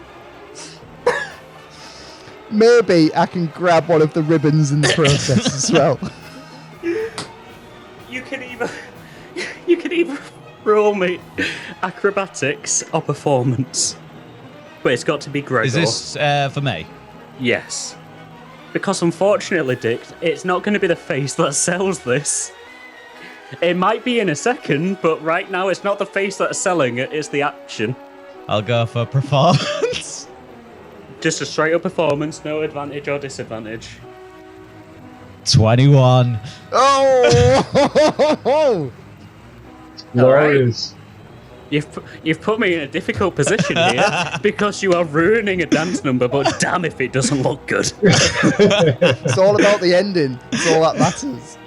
So as these two are locked in mortal combat, you see that the feathered guard no longer has his spear, he has a curved sword. The Sahagin has its claws out and it's like slashing, and you hear there must be kind of like metal on the Sahagin, on the gloves of the Sahagin, because every so often you hear like a tink tink. You kind of weave yourself in around these three guards battling this other Sahagin. As you're going, you can hear again, "Fuck is that guy doing? Oh no, he's out of position. He's out of sync. What the hell is going on? We're only meant to have two of us. It's going to ruin the big ending." You kind of weave yourself around, and again, you hear another distinct kind of like... Well, that didn't work. A very distinct kind of like metallic clanging noise as the sword and the claws hit each other. The two kind of like the impact of it sends both of their feet up, and both of them masterfully like pirouette and pivot backwards, so that in between them is one of the jets of the fountain. The jet of the fountain, whoosh, again between them. You see them kind of reach in, looking as if they're casting magic, but obviously they're reaching into their pockets. They lean back, reach back, and again with a battle cry from both of them, they scream, "Rah!" Gregor, how do you do this? Right, so I've just weaved past another group that was fighting. Yes, you get to describe exactly. It's going to work with that 21, but you get to describe exactly how you interrupt this magic duel between the guard hero of the ages and the Sahagin king. It's all on you, Gregor. Remember, it's the king of the Sahagin as well. Okay, yeah, I'll figure this out. As I take a long deep breath, and I think, I can do this. You've been through a lot worse than this. And I open my eyes and I just go, just start doing this really amazing dance move. But then I kneel and pick up some of the red ribbons on the floor. Just grab a nice handful. I'll allow it. And as I do, I go back up. And as they're throwing the thingies in the middle, I jump in the middle. I reach around and pick up Dix from his back of his scruff. Lift him up. And then I just throw the blood out of my neck. And then as I fall, I just hit the ground. So I'm going to tell you the perspective from the guard from before then. So this guard from before, Timothy, let's call him. Timothy Shallot. Yeah, we'll go with that. Shallot met.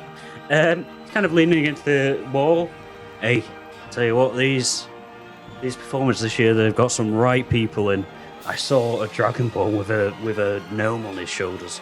Can't wait to see. I wonder why they'd have two separate people in one outfit. I wonder why. Interesting.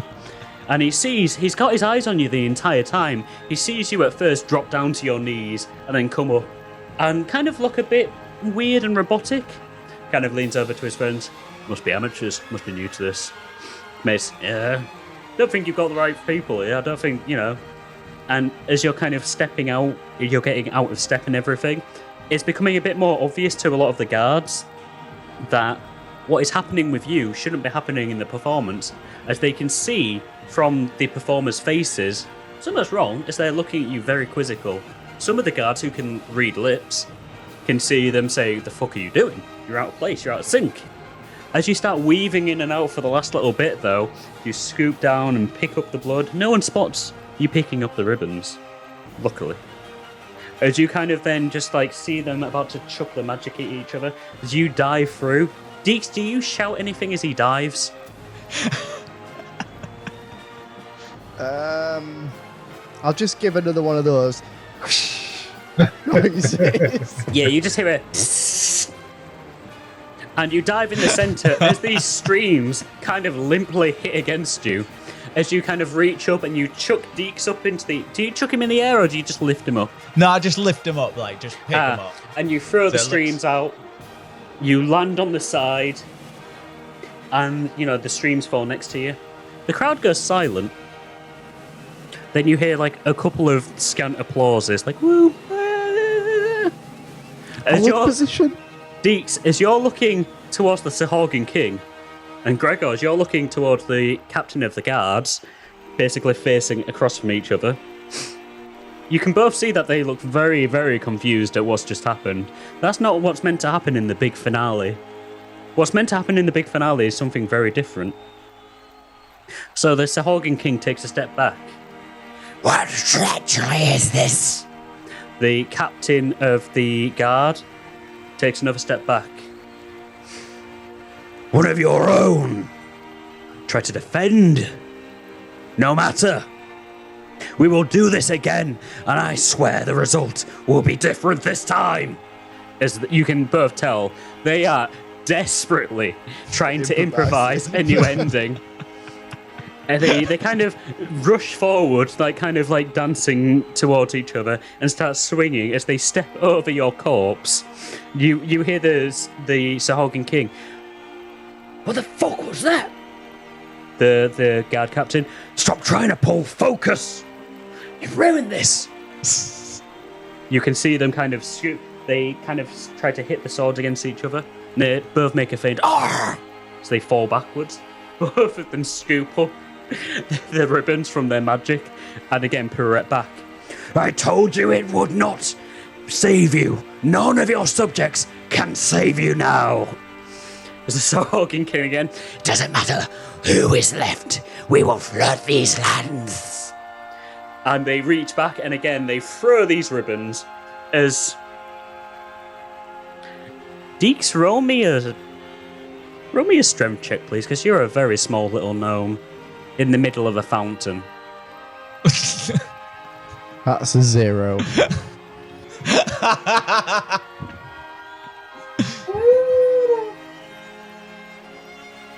So as these... Just a heads up, Gregor, you might want to get running in a second. As these two streams hit towards each other, Dix, you feel a very unpleasant pressure directly underneath you. And then suddenly, whoosh, as the fountain of water that you were rested on top of, after Gregor landed you on it, shoots upwards. Gregor, you hear shh as the hood that you were wearing rips. As Dix, you are launched around about 15 foot into the air on a stream of highly pressurized water. Gregor, you see the there's two streams of confetti type of thing hit each other. Finally, the guard rushes forward and locks back into combat, taking the dance to where it should be as they lock into their final routine. Dix, you are currently about 15 foot in the air as the fountain is spraying upwards. All right, Dix, it's time for us to get out of... Dix?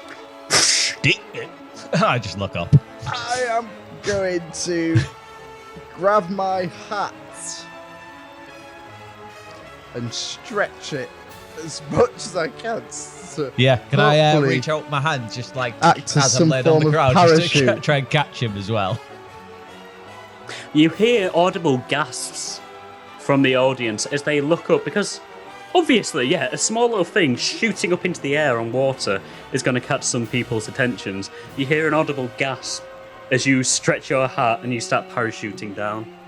Can I aim towards Gregor's head to try and land back in position?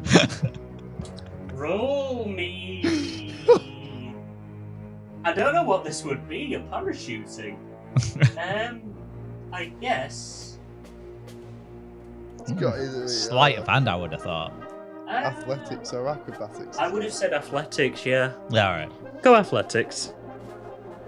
Oh god, that's not good. Well, it's not bad actually. 16. You kind of start floating down, and yeah, you don't land quite on Gregor's head. Gregor, have you got up at this point? Yeah, as I saw him show up, I was like, oh shit, and I'm just raising up like ready to catch him. You hear more gasps. You hear the guards, hey, I don't think this is part of the act, you know. Dix, you kind of land, not on Gregor's shoulders himself, but you kind of land onto his chest. You land so that you're on his person. Can I grab? Yeah, okay. You're not on his shoulders, you're kind of like slammed into his chest, but you're not slammed enough that you will fall down immediately. You kind of like just grasp onto his chest at this point, I would say. Sorry, is the cloak off me? Did you say that it ripped off me, or...? It did, yes. Ah. Due to the force of the water, it kind of like... Whoosh. As you stand up, the back half of it, that was still on you when you were laid down, just falls off limply. Alright, well, I'm going to clamber back up towards his head then, and I'm going to stretch my hat over his head, and I'm going to sit on top.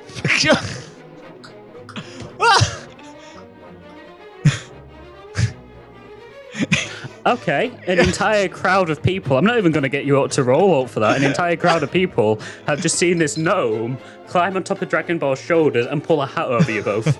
Now neither of you can see. It's not over me, over me. Just over him.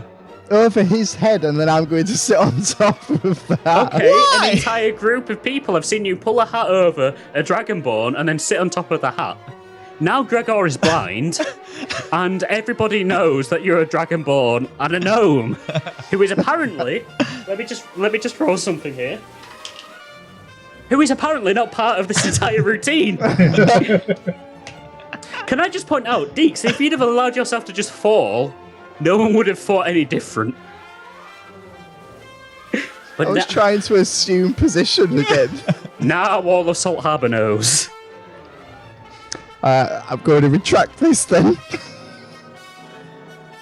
Oh fucking hell! The hat's you've described it now. The hat's I know. Yeah, he's landed on my head, puts a hat over me, and then slowly brings it back off. The crowd reaction is gasping in general, both from the end of the actual act itself, as you hear the fighting stop. You are now the only person stood after both the hero of the hero guard has fallen and the Sahagin king has fallen. At first, no one really seemed to pay too much mind. A couple of people were like, oh wow, that's weird. I guess that performer lost his friend for the effect. But now as you're pulling the hat down and then back over, more people are muttering and murmuring. You see, I've forgotten his name, Timothy Chatelemay or whatever it is that I called him. It's like, I don't think this is part of the routine. I've been had. He's talking to his guard friends. You hear, oi! Stop right there! As Timothy and his guard friends point and start running towards you. I'm going to pull the hat off Gregor and then say again, now Gregor, it's time to run.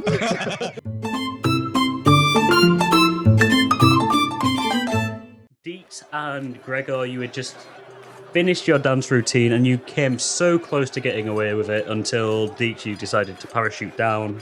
Which, fair point. That may not have happened if, someone hadn't decided to detach your head so that you were laying on a fountain. But, that's fine. It happens. We're going to, once again, Grand Theft Auto 5 camera zoom out and zoom back into Ezador.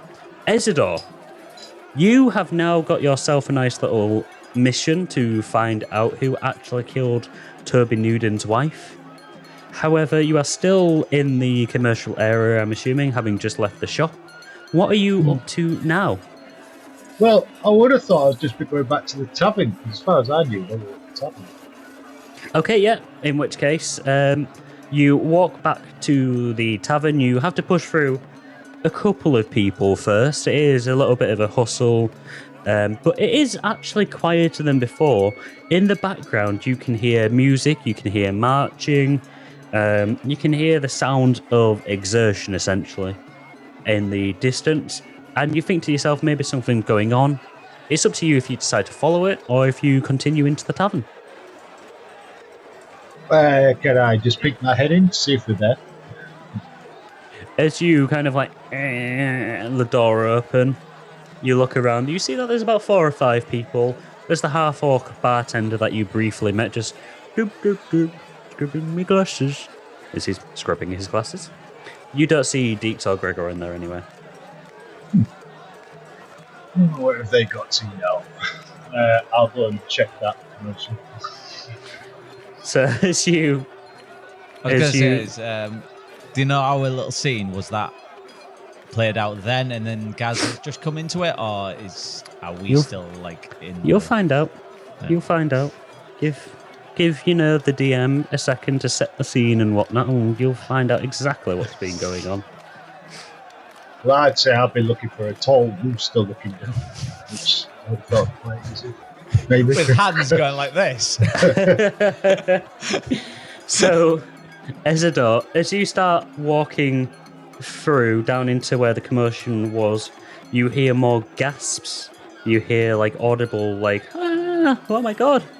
And then as you approach, you look into the air as you see a jet of water whoosh, into the air, and you see a small little being launch about 15-20 feet in the air.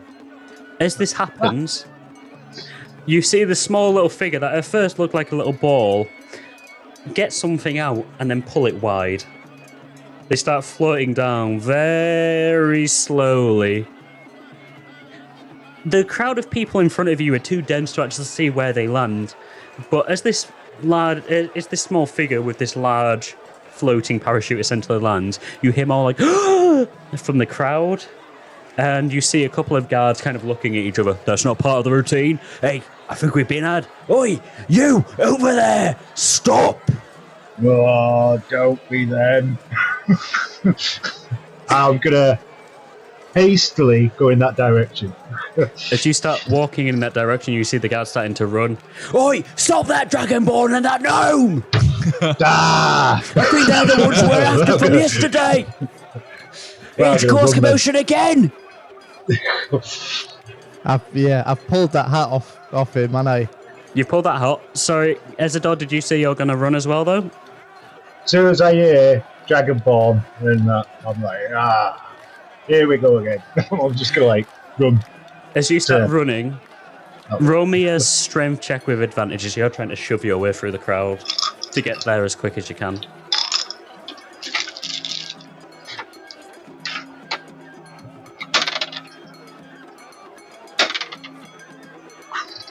Right.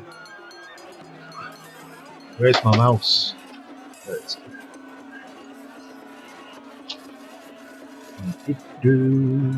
Strength. Yes, please. With advantage. Is a 12. Is that with advantage? Yep. Okay, so yeah, you're kind of running through, trying to get through the hustle and bustle. You kind of get knocked around, you lose your footing ever so slightly, and you stumble forward into the centre of the fountain. You see a couple of people dressed as Sahorgans that you immediately recognise. This is ringing bells of recognition for you, as these performers dressed as Sahorgan are starting to pick themselves up, and guards are also helping each other to their feet. In the very distance, though, from on the other side, you see both. Hang on, Dix, were you on Gregor's shoulders again, or? Well, I was on his head, wasn't I? But I've dropped back down again to take the hat off. Okay, yeah, shoulders, so you're on his shoulder. You kind of see Gregor with Dix on his shoulders just running into towards the crowd. I was going to say, where are we on the map, Tom? You are, like I say, in the bottom left quadrant of the commercial area, so where the fountain is. So I will just highlight it to you on the map. You are that area. Right, yeah, I see it. Perfect. Yeah, so where this big fountain is, there's some steps on both sides of it to the northwest and northeast. Like I say, there's a big crowd of people. They're starting to split as you're running towards them. And Ezador, you've just seen them running forwards. Am I in front of the guards or behind them? So. Roll me up a straight D20. We'll just do a straight up face-off for it. 19. You're in front of the guards. Right. Even with you stumbling, you've managed to kind of push your way in front of them. Okay. I start running. Can I trip up in front of them, trying to make them trip up? Roll me acrobatics. Yeah, sorry, Gregor will get to you in a second. This just might inform how easy this is for you. Advantage? All right, I'll give you advantage because you're in front of them. Nice.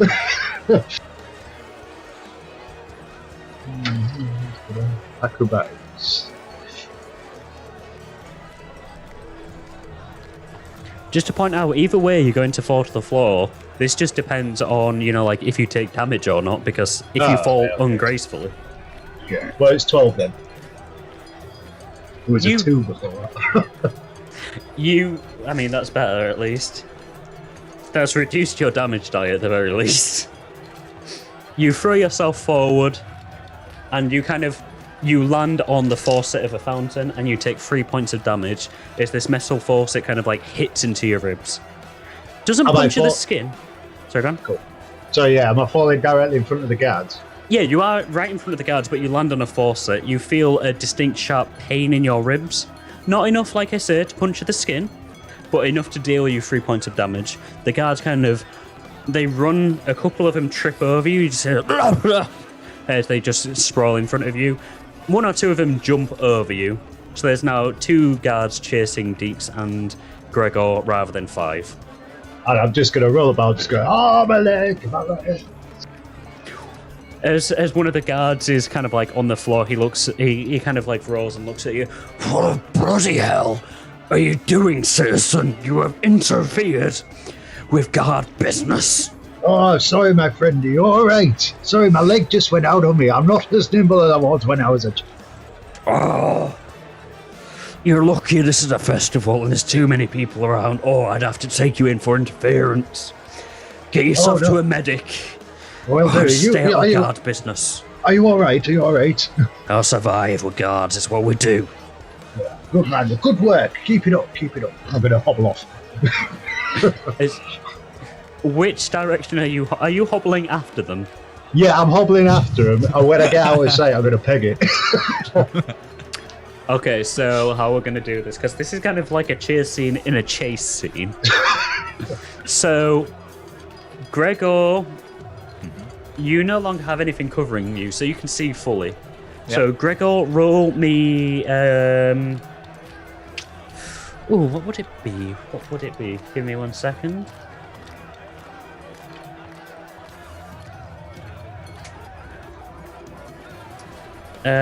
Roll me.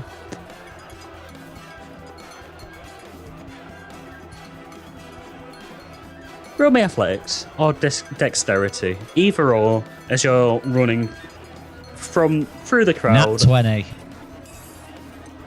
Like the grace of God, like the winds of Talos, are fueling you forward. The second you get onto your feet, the second you pass through the crowd from the fountain, whoosh, you are up the stairs. You're taking the steps 3 at a time. Even with Dix on your shoulder, Dix, you're kind of bouncing as he's taking these stairs, completely in his stride, just whoosh straight into the residential area.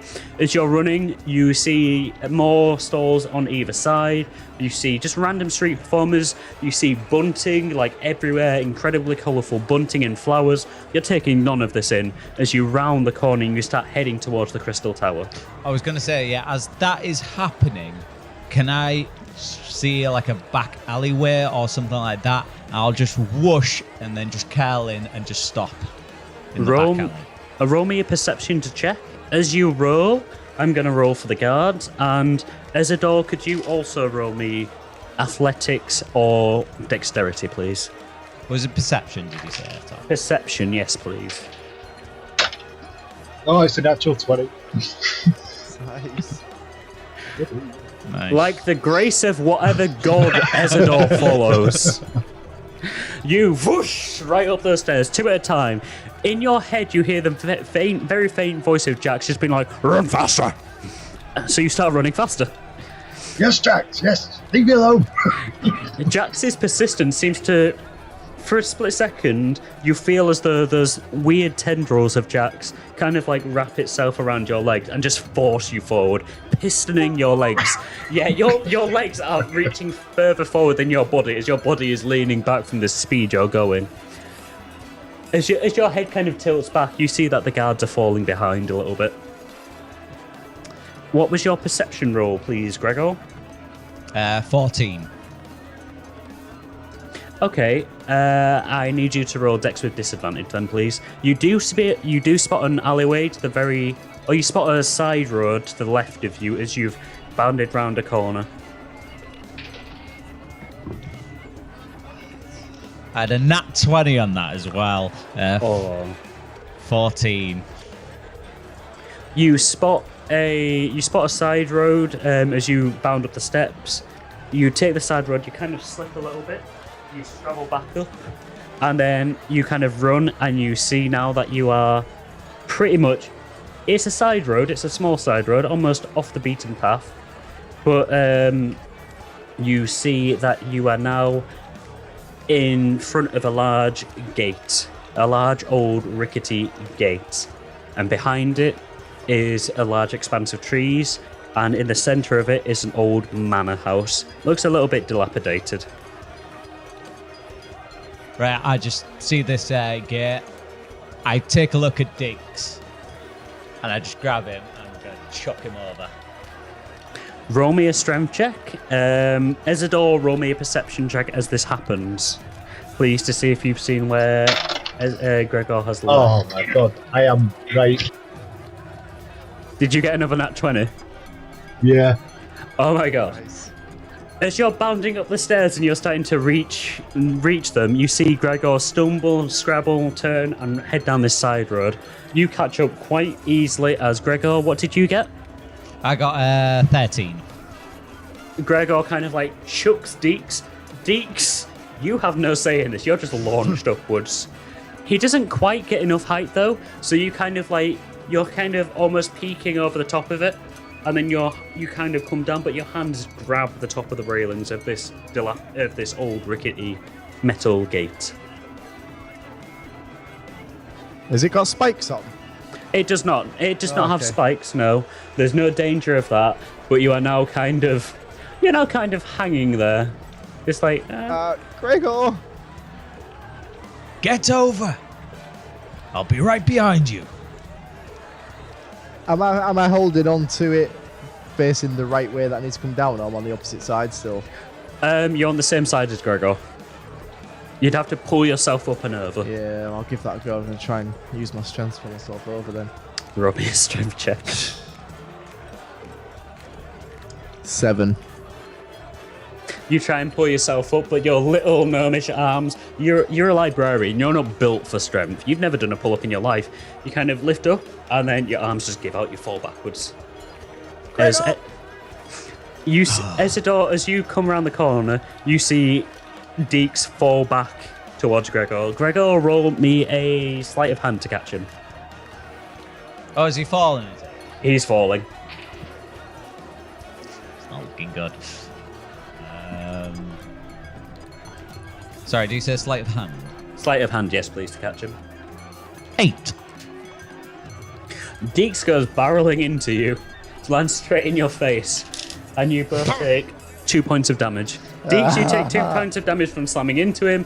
Gregor, you take 2 points of damage from this gnome slamming into your snout. Ezador, you see this as they both kind of sprawl onto the floor.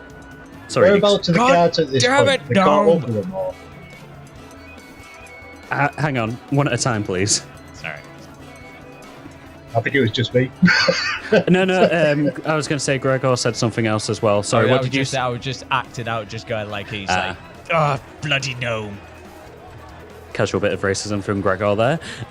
Ezador, what were you saying? Sorry. Yeah, so whereabouts are the guards at this point? Like, they The can't up guards- to them all. The guards are about 25-30 feet away. They're just ascending up the steps. So I would say you've probably got about 20 seconds, so the equivalent of 3 moves before they get here. So 3 actions before they get here. Okay, well, I'm going to assume you two are going over the wall, so I am going to calm down, because the guards aren't really after me yet. I mean, I'm an innocent bystander, so...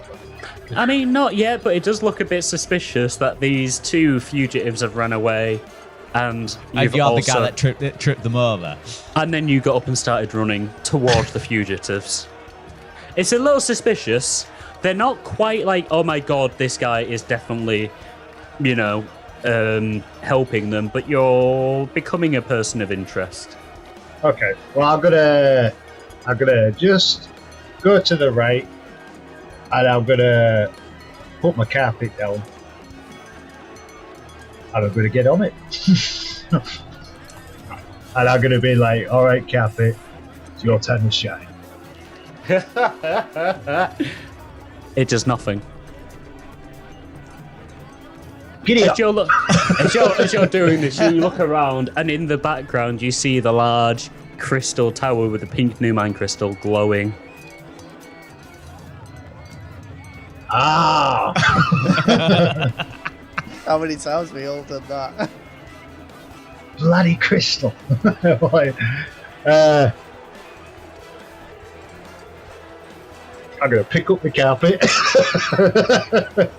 I was going to say, I won't class that as a turn. I'm going to be like, guys! Guys! Use the carpet to launch me over.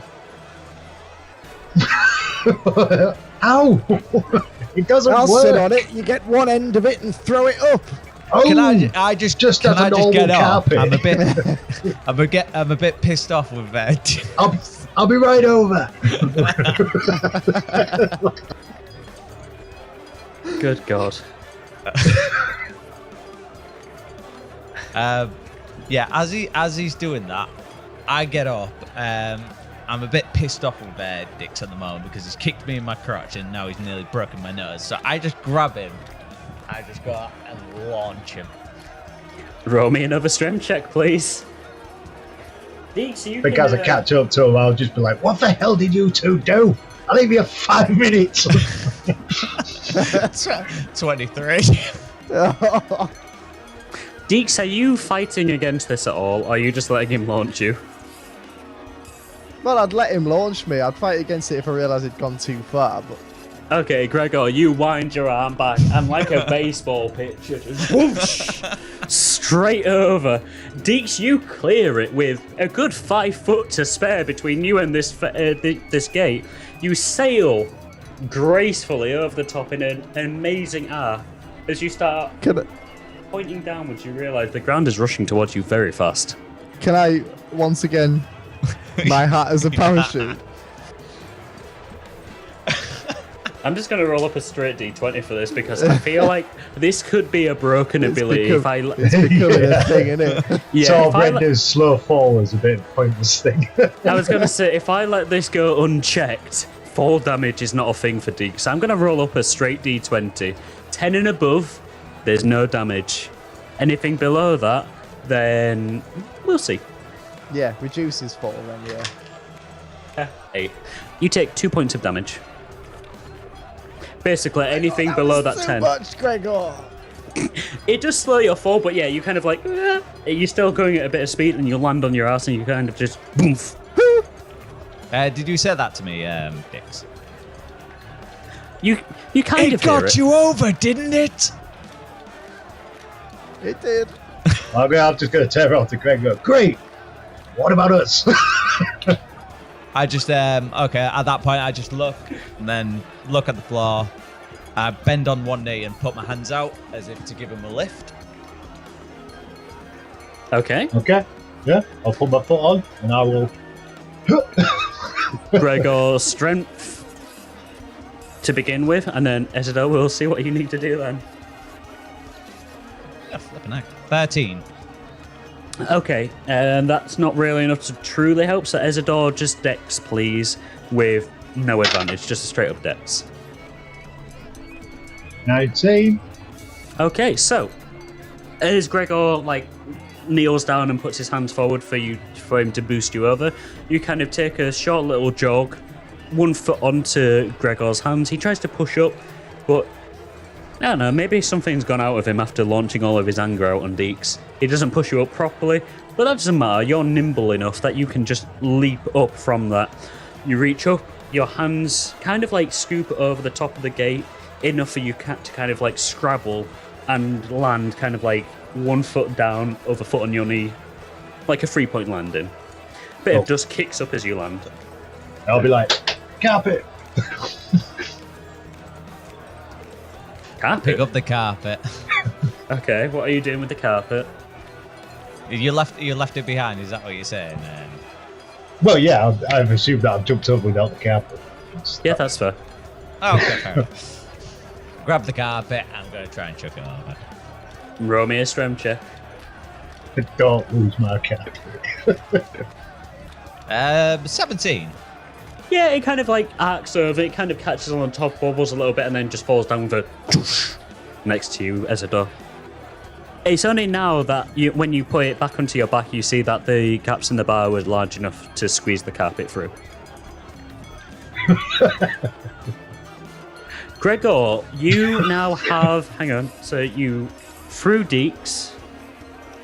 You failed, but Ezador reached you as you failed. You've taken 2 actions. You've got 1 more now before the guards reach you. Or before the guards turn the corner and are able to see you. Right. Of course, Dix, Ezador, you can also do things during this to try and help him, try and hinder the guards, but you've each got 1 action until the guards round that corner. It's going to turn to Dix to go, beg it! Ezador, do you have any rope? Can I quickly just try the handle just in case it's unlocked?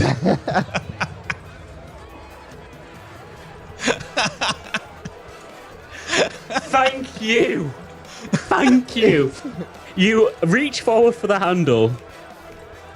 Despite the gate looking old and creaky and rickety, you and push it forward. I was going to say, could I just look around like, watch out, click? I just look at the handle and just go, just click. That was your last action as well. And I'm just going to look for my bag and go, no, I don't have rope. As you say that and you look up, you see Gregor just nonchalantly stroll through an open gate. Okay, what is everyone's movement speed? I believe mine is 30. 30. 25. 25. 30. We're level 5 now, aren't we? Level 6. Yes. Does that go up when you go up a level? No, it does not. Have you not increased your level? I've been looking at my level 5 one. That's okay. That's fine for now. That doesn't matter. Right, and also, your level 6 increases what includes stat increases generally. We'll have a look at yours after the session, but yeah, I don't think... It'll just be like an ability or 2. Okay, so... In which case, you are all fast enough to be able to do another action before the guards reach towards the gates. So to describe what is in front of you, to let you know what your actions could be, there is a long dirt path around about 30-40 foot long, reaching to this old dilapidated looking mansion. From this distance, it doesn't look too bad. It looks like it's lived in, it looks like people still live there, but it looks like it's seen better days. The paint is peeling slightly, 1 or 2 of the windows are cracked. Surrounding it is a large, dense thicket of woods. Completely surrounding it. Okay. And I'm going to just dive down and hide in it. Okay. I tend to... Is the lock on our side? So, when it unlocks, is it on the inside or is it on the outside? There is a latch, so the kind of gates that kind of have the little bump on them. So you've got to push the latch and pull it. But you can also see that there's a keyhole as well underneath. But obviously you don't have the key. Right, can I look at the latch and I get really close to it and I cast my... What's it called? No, it's not. Racial traits. Can I cast my breath weapon of electricity to heat up so much it melds together? Are you sure you want to do that? Just a very tiny one. Okay, and Dix, how about you? I'm not being any part of that. No, I'm saying what are you doing so I can tell you each what to roll. I'm running to the woods, and with my hat once again, I'm going to become a toadstool. Dix and Ezador, roll me stealth. Gregor, roll me a straight up D20. You're rolling against the guard's perception. Roll initiative. 16 for stealth on me. Okay. 4. Need to roll against the guard. Ooh. Alright. Ezador? 10. 10, okay. So, 10, Dix, you, the second that you're able to get up and start running again, dash straight towards this thicket of woods. You jump up, cap over, you are, for all intents and purposes, a toadstool. Unless someone was to specifically take a very good look at you, no one would know that you're not a toadstool. Ezador, you jump forward, just into the thicket, hands over your head. If someone took a semi-decent look at you, or walked past you, they would see. But from the gate to where you are, they wouldn't be able to see. You're just about in the woods enough. But the second they pass through that gate and start walking down, you kind of keft. Coogan, what were you doing again, sorry? You were heating it up a little bit. Yes. You roll me a constitution check. I'm going to say for that. Are we classes outside of... Outside of what, sorry? I don't know what. Just a bit where I would actually be at this point. In terms of the actual map location? Yeah, are we outside the walls? Nope. Let me just find... You are... here. Yeah, I see it. Yeah, the big mansion there. Yeah. Yes. It's up on its own little cliff, isn't it? Pretty much, yeah. So, to give more information and stuff like that, because I'll probably cut this part out, that part there is literally overlooking the commercial area, whereas that part there is another cliff leading upwards. 6, by the way. You got 6. So you breathe in, and then the stress of the situation, the adrenaline that you're still feeling from feeling like you were actually in a battle and stuff, all builds up. You let out a large amount of electrical energy. Doesn't melt the lock at all, because that's not how electricity works. Not even slightly. I thought when it strikes, it makes a massive. It would not, unless it is a certain type of metal, and you would have to have it on for quite a while for the heat to rise on it. It would have to conduct the electricity, and there would have to be enough resistance in the metal for the metal to heat up. However, Well, it does. that went that. Yeah. Cook's flesh. Pardon? Cook's flesh. Cook's flesh, yeah. But it doesn't No, melt. it's just not that hot enough, right? Pretty much. Yeah. However, all right, yeah, sorry, my As bad. you look up, you see 2 guards round the corner. Is that him? Oi, I think he's heading towards the reaps. They start running forwards towards you. What do you do? At this point, can I bend the latch down so it can't be open? I'm going to ask again. Are you sure you want to do that?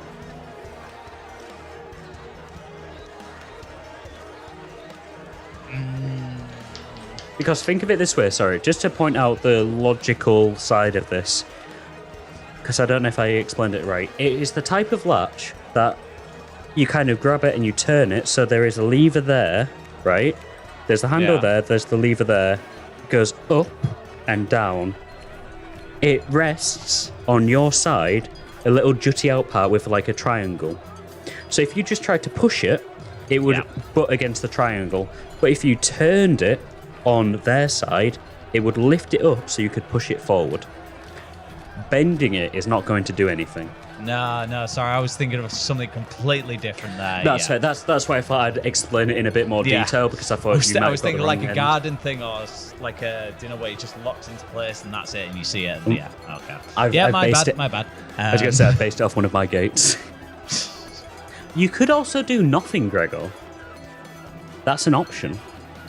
You don't always have to do something. Yeah.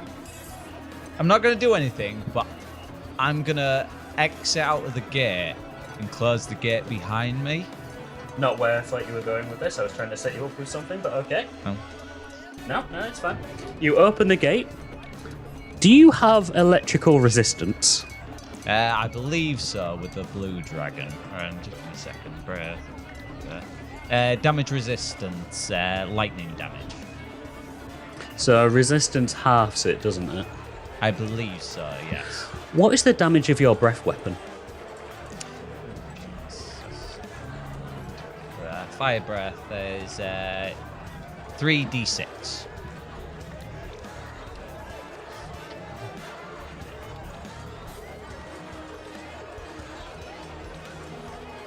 Have I killed someone? Just very. No, you may have. No. Okay, roll 2d6 and then half the result. Right. It's not too bad. 2. As you hold onto the latch, you feel lightning course through your hand, and you take 2 points of damage. Oh. You think to yourself, if the guards had have touched that, they would have become unconscious. However, the guards have just seen you shock yourself on a gate. Are you still wanting to open the gate and kind of like go onto the other side? Yeah, I'm gonna walk through. Yeah, so the gate opens with a large creak as these guards reach you. Oi, you! Stop right there, terrorist! Yeah, and I'm gonna close the gate. I'm gonna face this guard. And 2 of them. Go bang. No, I'm just gonna just slam him straight in the head. There's 2 of them, just to point out. I'm gonna let you have that roll to attack. Okay. Because Is this to hit? This is to hit, yeah, roll to attack. Because it's an unarmed strike as well, just to point out. But yeah, you've caught him off guard. He has not got time to react to this. Only a 9. As you swing for him, he kind of just sidesteps. He raises a hand with the blunt end of his sword.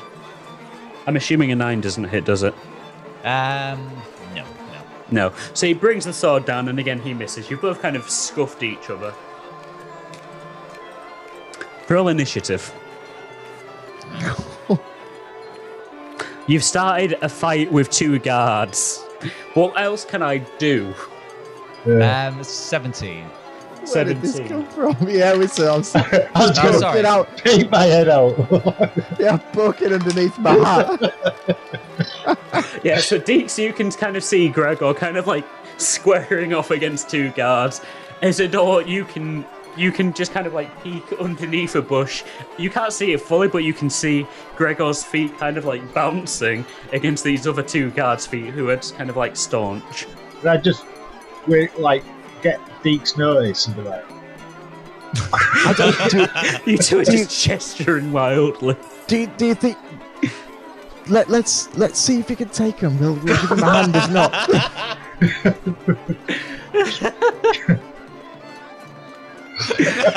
See, yeah, just to describe it, yeah, Dix and Ezador, you 2 are just kind of like doing sign language, pointing at each other, pointing at Gregor, just gesticulating wildly before, yeah, Ezador, you pretty much nod, I think, didn't you then? And Dix, you kind of like pull the hat back over yourself as you both wait to see how this plays out. Okay, so Gregor, Yes. you get to roll first against guard 1 or 2. Right, If you're still doing unarmed, then Yeah, we'll I'm still go doing unarmed. unarmed at this point. I'm guessing. So I'm. Oh, go on. Sorry, I was just going to say, I'm guessing you're aiming to knock them out and not to kill. Yeah, exactly. Okay, It's yeah. kind Roll of to like hit. I'm looking for a brawl at this point. Roll to hit.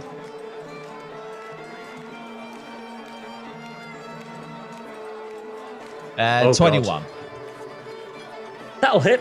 What's your unarmed damage? It just says 5 bludgeoning damage.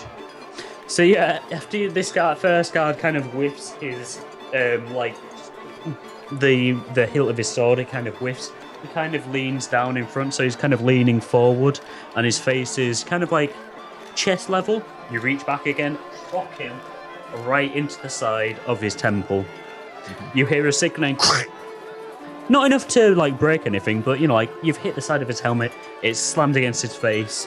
You see his eyes go blank for a second and he just sprawls onto the floor. This first guard is now unconscious. The second guard, however, sees Hoy! And you see that it's Timothy Chalamet, or whatever his name was that I called him. I trusted you. I thought you and that weird fucking gnome was part of the act. But you have betrayed and embarrassed me, he says, as he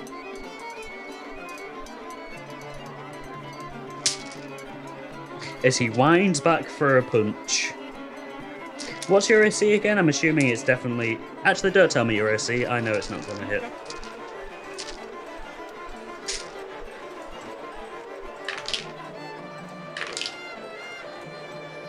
He winds back a punch. He swings forward. He misses completely.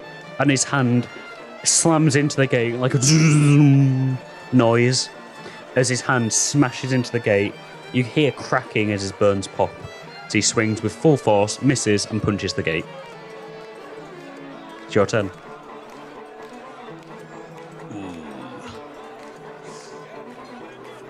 I just lean in and just go, that didn't sound good, did it?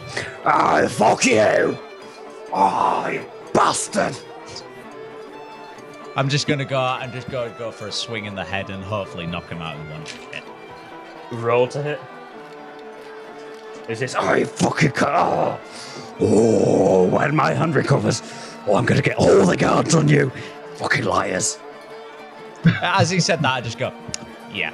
I think I hit with that. That is... I don't even know. That's a 17, 74. 18, 19, 20, 21, 22, 23. You've hit him. Yeah. So, what do you say again? How do you do this? Well, as he goes, oh, fuck you, it's like, I just look at him, just nod my head, go, yeah. And I just go bang straight into the center of his nose. You hit the center of his nose, his head jerks back, hits the back of the gate, another boom as it hits, and he just kind of slumps down against it. The two guards are now unconscious. Is there no one else around me? No one else is around. As the noise of the festival around you is still filling the streets.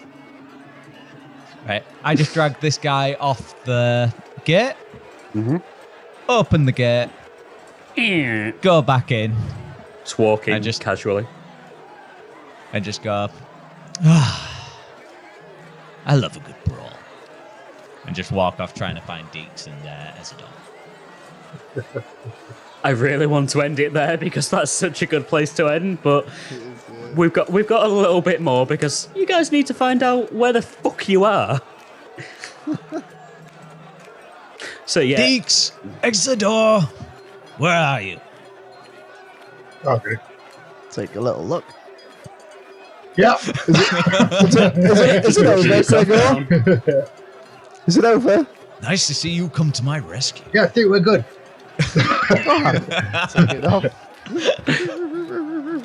Oh, calm down. We would have come and saved you if you got imprisoned, but we couldn't do that very well if we were arrested, could we? You were crouched down in the corner. Should we do something about these unconscious fellows? I think we should. Yeah, I'm going to climb up his leg and onto his back. Can I? That's not where I live. Can I just drag one of them into a thicket? Hang on. Dix, you're now back on Gregor's back, just clinging onto him for dear life. Ezador, what did you say? Sorry.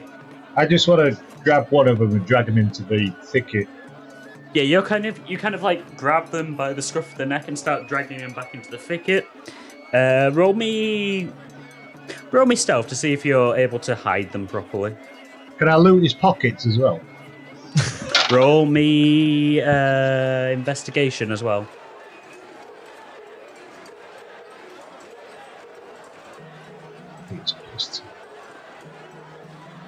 You don't mind if I hang out here for a little while, do you, Gregor?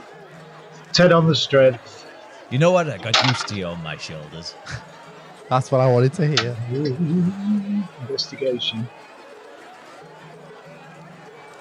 80. Okay, no. Bigger, please.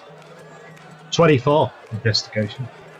Jesus, I wish I had more to give you for this, but so you drag the guard to the thicket again, and just like you, his legs are half poking out. But again, unless someone is walking down the path, they won't see him. With that 24, you find 12 copper pieces in his pockets and 24 gold pieces in one of his pockets. You also find an old rusted brass key. So is that 24 gold pieces? 24 gold as well, yes. And an old brass key? Yes, an old rusted brass key. It looks like it still works. It looks like it's been in use. If you look at it closely, you can see kind of like a crest of arms on it. Ah, this poor I'll just be guard, like, he's been oh, robbed. It's not one, not. You pocket the key. Gregor, Dix, what are you guys wanting to do as you're kind of like on this dirt path up towards a manor, or you can go back out through the gate? Can I grab some of my... I've still got my infinite rope, Yes. and I am going to cut a piece off that. I'm just going to tie the hands. Okay, roll me a sleight of hand then for that, please.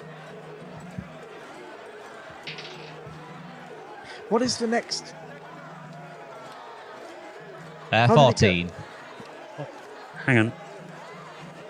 Dix, you okay? Yeah, I was just going to say something, sorry. He's having a seizure. It looks like it, Christ. Oh, no.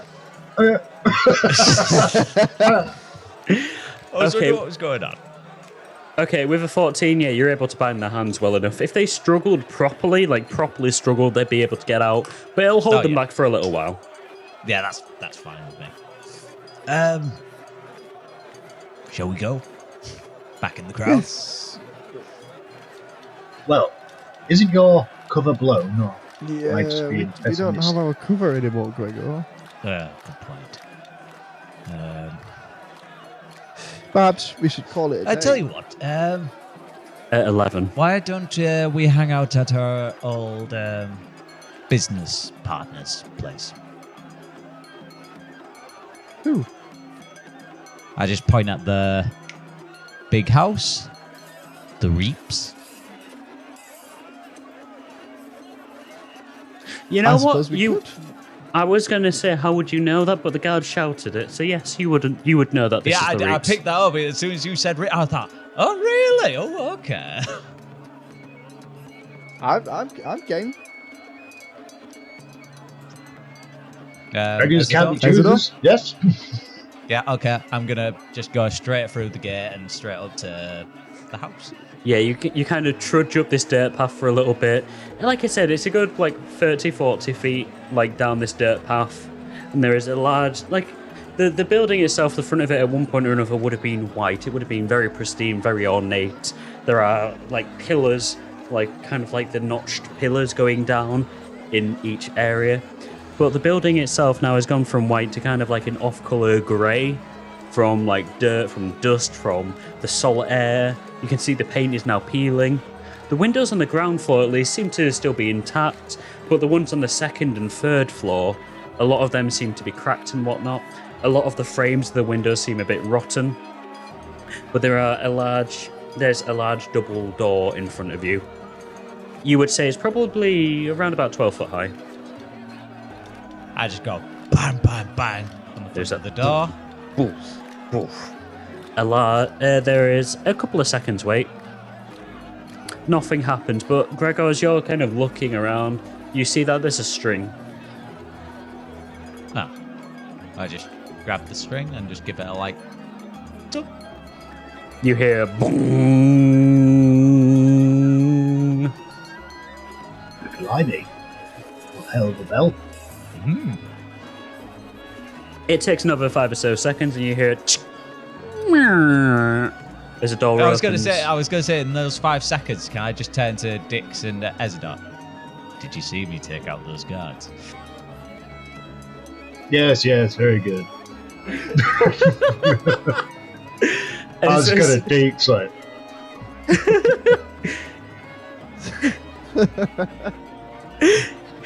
Yeah, obviously, Gregor, you can't see him make this face to Dix because Dix is behind you. Yeah. But Dix, you catch what Ezador's glancing at. I'm just sitting there like Superman, like pose, like, Just as they're mocking you behind your back, you hear like a and a very well dressed man walks out. He is in like black and white.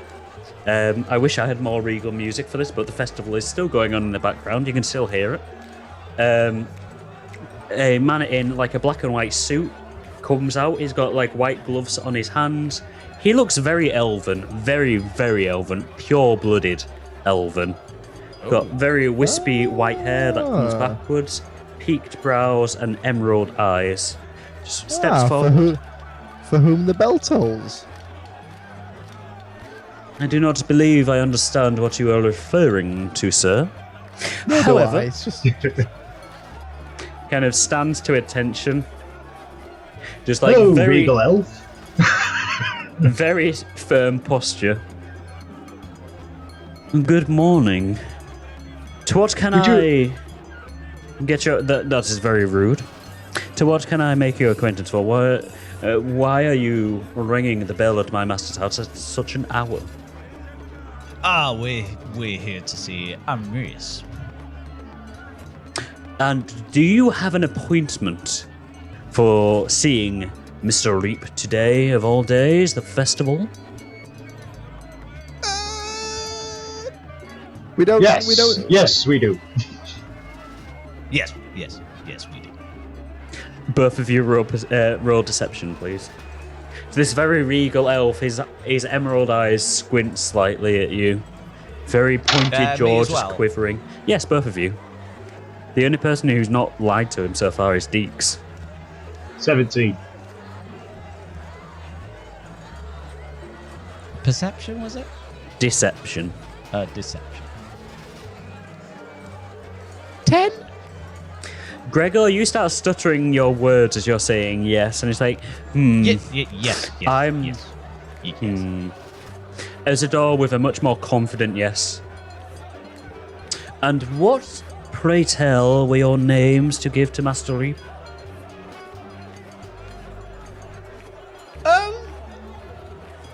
Ezador, Dix, and Gregor. And where did that noise come from, my dragonborn sir?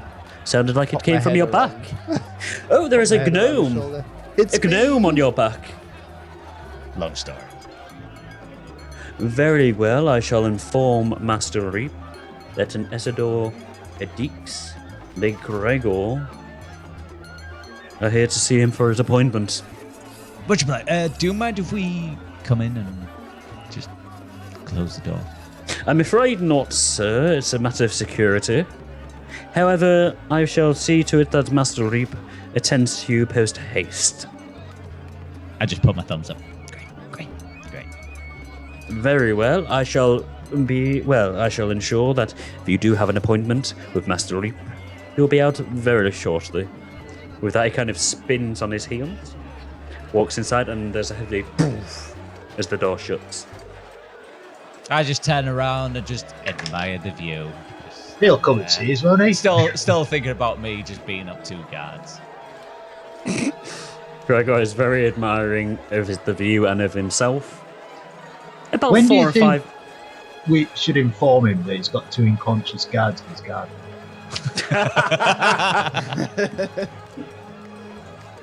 About 5 minutes passes, and there is nothing that's happened so far. I think our ruse is... Gregor, pull that string again.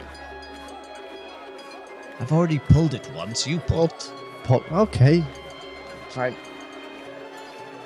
Yeah, it takes you a little bit more effort, Deesh. You kind of have to jump up and use your body weight. But again, as you're dangling and you pull it down, boom! Oh, Dix, you didn't need to do that. It's been 5 minutes. The door unlatches Good, fair again, point. and this regal elf steps out, feet next to each other. And to what do I owe this displeasure of 3 ruffians who do not have an appointment with Master Reap? You see, Raise an this eyebrow. is kind of This is sensitive invalid. matter.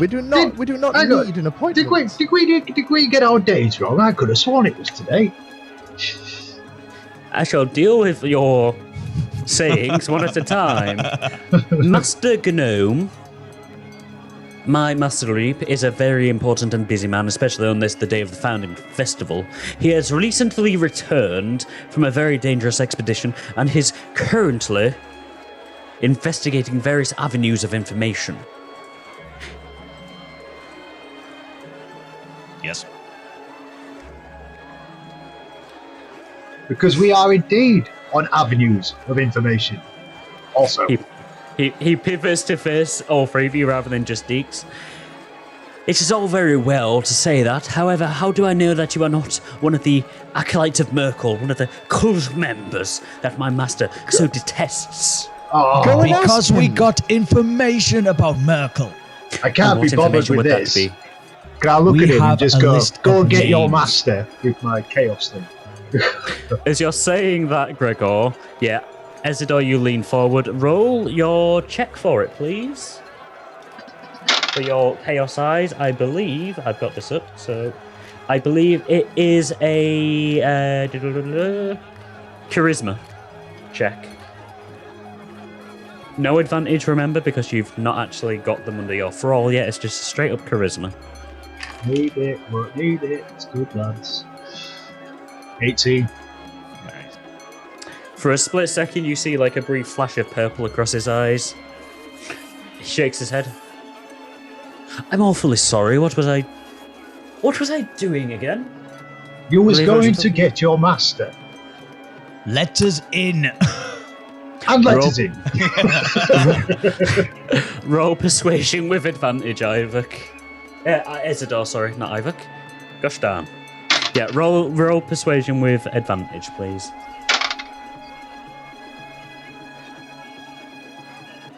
And this elven butler is now under your thrall. 12. Is that with advantage? I have to roll for him now. Thanks. I need to check our house rules now.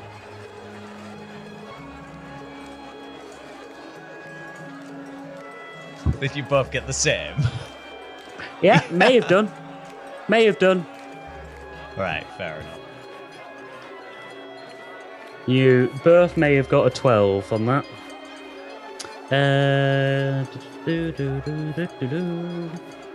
Where's Unless my persuasion went up one if I went to level 6. I don't think it would have. You don't get that kind of ability increase. Matching skill checks. Attacker wins. Okay, you win. Yep, fair enough. He kind of looks at you. But of course, sir, I shall inform my master of your presence and allow you into this to our abode. Kind of opens the door with a loud, and I'm assuming you guys walk in. Yes. Marvellous. Post haste. You guys walk in, shut the door behind you, like boom, and the I sound. was of going the to turn to them to go, I have to get used to this. It is a mighty skill you have there, Ezador. I just nod my head like, Very impressive. As you look around, you see that you are now in a large entrance hall. The floor of it is checkered black and white. Little bits and pieces are gathered with dust. Not enough to look like no one lives here, but enough to make it look like no one has taken proper care of this place in some time. Right in front of you are two spiral staircases leading up, and a multitude of doors on either side. Right, I just turn to Dix and say, well, there was two of them, yeah? One went for a swing at me, but I ended up knocking him out in one punch, yeah. And then the other guy, we just that type of guy. He went for the swing, but I saw it a mile off, and I just dodged it, and he just broke his hand. Just completely. Completely broke his hand. That's fantastic. I felt sorry for the bloke, so done. That's mighty heroic of you there, Gregor. And then I just knocked him out with one punch. I Dix, I might be able to shut him up. It's a privilege to stand in the presence of such a strong dragonborn. As you're saying this, you hear footsteps from above you, and at the very top of the spiral staircase is a balcony, and you see the form of Ambience Reap step forward. Gregor, Dix, Ezador. To what do I owe this visit? I believe that my faithful butler, Bertie, Yes. has told what me. was his name again? Sorry. Bertie. That is our nickname for him. His real name, his elven name, would take far too long for any of us to speak of. So we just call him Bertie. But yes, Bertie did not seem himself when he came to get me. Nonetheless, to what do I owe this pleasure? We Family festival. have information.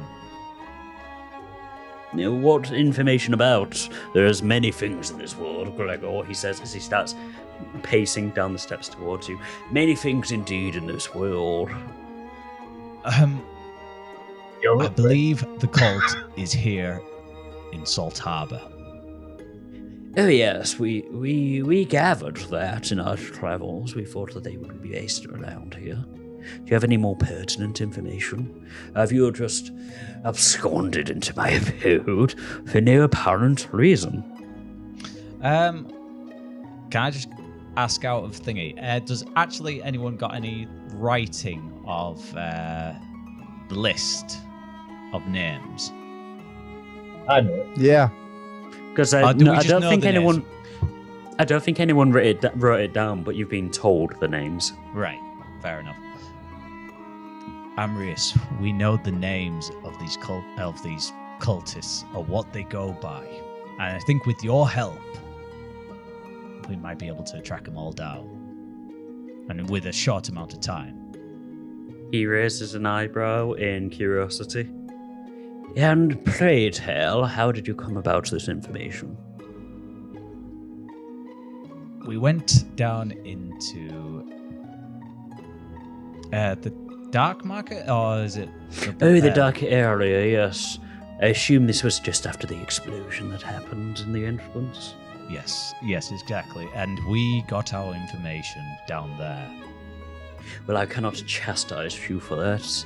I managed to evade the authorities and make my way back to Reaper Manor before anyone could identify me. So I cannot I cannot scold you for going into the dark area. The veracity of your... Sorry, I was just speaking of the lady authorities. You yes. might get a call soon. About what, Ezador? Do you know how things happen and you do things and things Oh happen? dear God, there are unconscious or dead guards on my property, aren't Oh, they're there? not dead. They're not dead. Oh no! There are unconscious guards on my property, aren't there? Well, you see, they don't understand the noble work we are doing. And some altercations happened, and they just happened to find themselves in your lovely garden. Quite You But- just... He raises his head back. Bertie! The elf just kind of trottles along. Yes, sir. What can I do for you? I believe that there are 2 guards in the grounds. You know what to do. The cliff, sir? The cliff, Bertie. Yes, we cannot have people asking questions. We need to... Our work is far too important. Very well, sir. I shall dispose of them on the cliff immediately. Oh my God. Very well, good.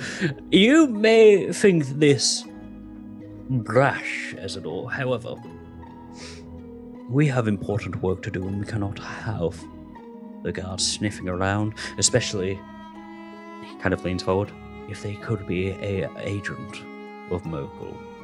I thought I was really big play inside of the village. Is Bertie passing me? On the way to the He's just dock? walking by, Can I just say, Bertie, can you tell me your full elven name? Roll me persuasion. So with Looking advantage. straight on his With PC. Without looking. Oh my god, it's a nat 20! Are you kidding me? Okay.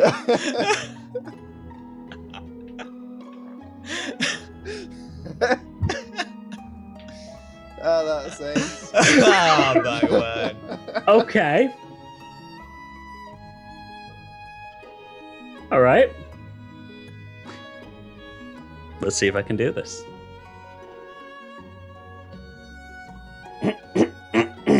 Of course, sir.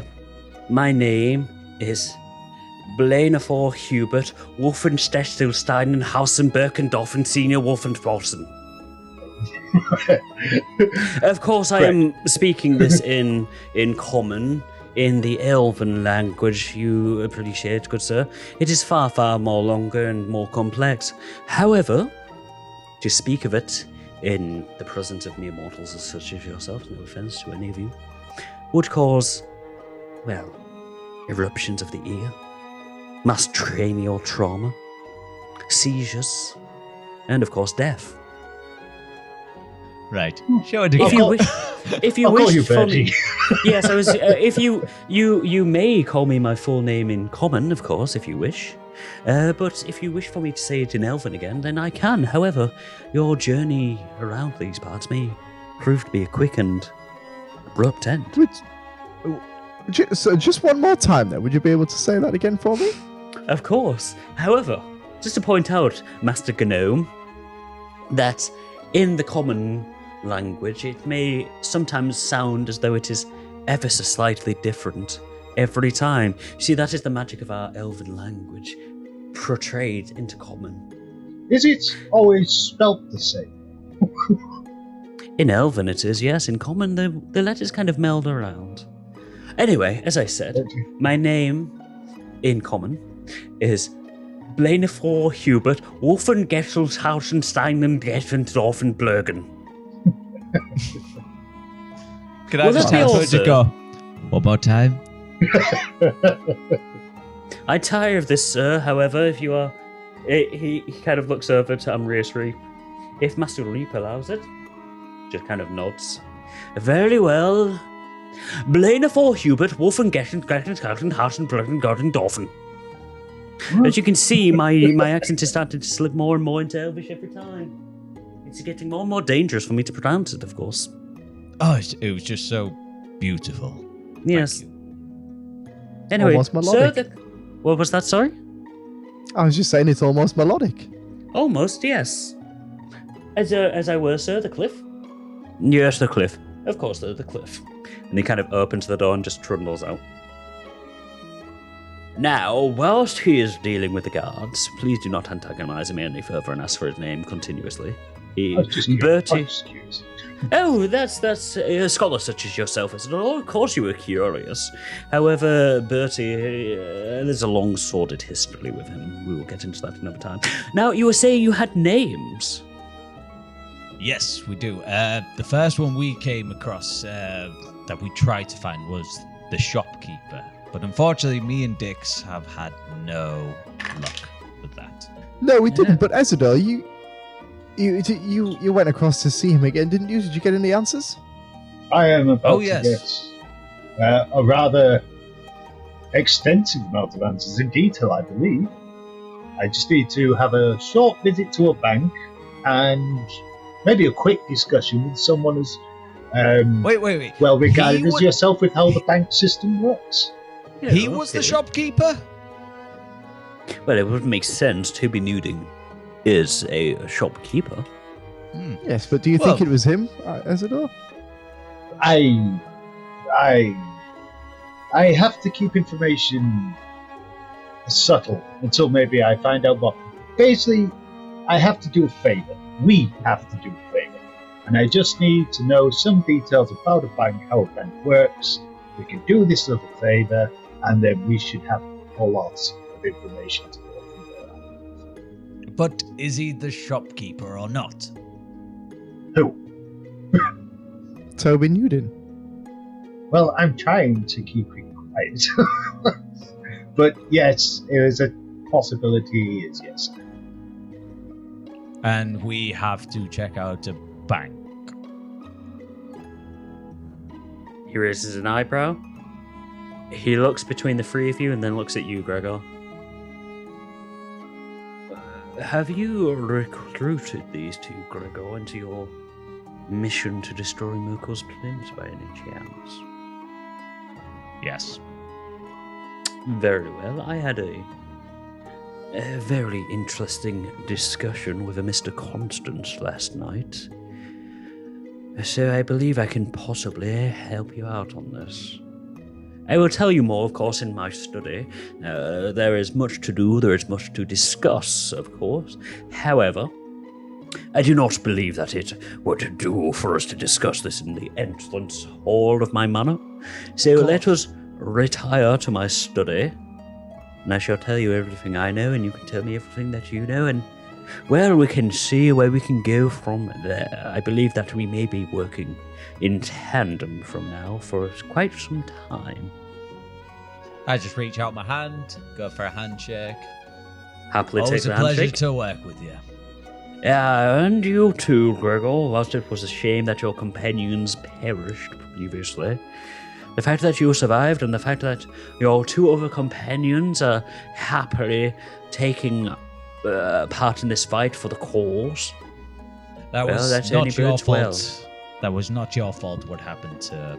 Oh, don't get me wrong, I do not blame myself for what happened to Ivor and Ragnarok. It was a tragedy, yes, but Ragnarok let his avarice blind him, and unfortunately, Ivor let his rage blind him. I wipe a tear from my eye and go, that's what I miss most about them. Nonetheless... I thought Ivor died rather noble. Tried to save his companion. I'm afraid, Ezador, I do not believe that you were around at that point. You were locked in a cage. However, No, he but died... I heard stories. It just seemed like a noble thing to go racing into danger to save a comrade. That's let us discuss more in the study, he says as he's starting to walk up the stairs. As he's walking up the stairs, you hear the dog, and Bertie walks in. He just kind of, still in his trance, walks up to you, Ezador. He kind of looks at you as you're kind of, I'm assuming you're ascending the stairs to the study. Yes. To follow Ambrius. Will you grab me a drink? Of course, sir. Will you be in the study? We will, yes. We'll have Wonderful. your finest. Why? Would you like? Oh, I was going to suggest the dragon blood, sir. Is the best in the lands. No, I'll go with your suggestion. Of course. Of course, as well, sir. I have realised that I made an unfortunate error previously in pronouncing my name. You see, I gave you the short version of it, of the common term. So, of course, if you wish, Do I I can hear give you the this? full version. Yes. Does Greg, I'll hear this. Yeah, I just turn back around and it's like, I've got to listen to this. Very well. Master Dragonborn, Master Gnome, and Master... kind of peers at you very suspiciously, Ezador. Human? Possibly. Okay, very well. I just look Brace at him yourselves, for my name is...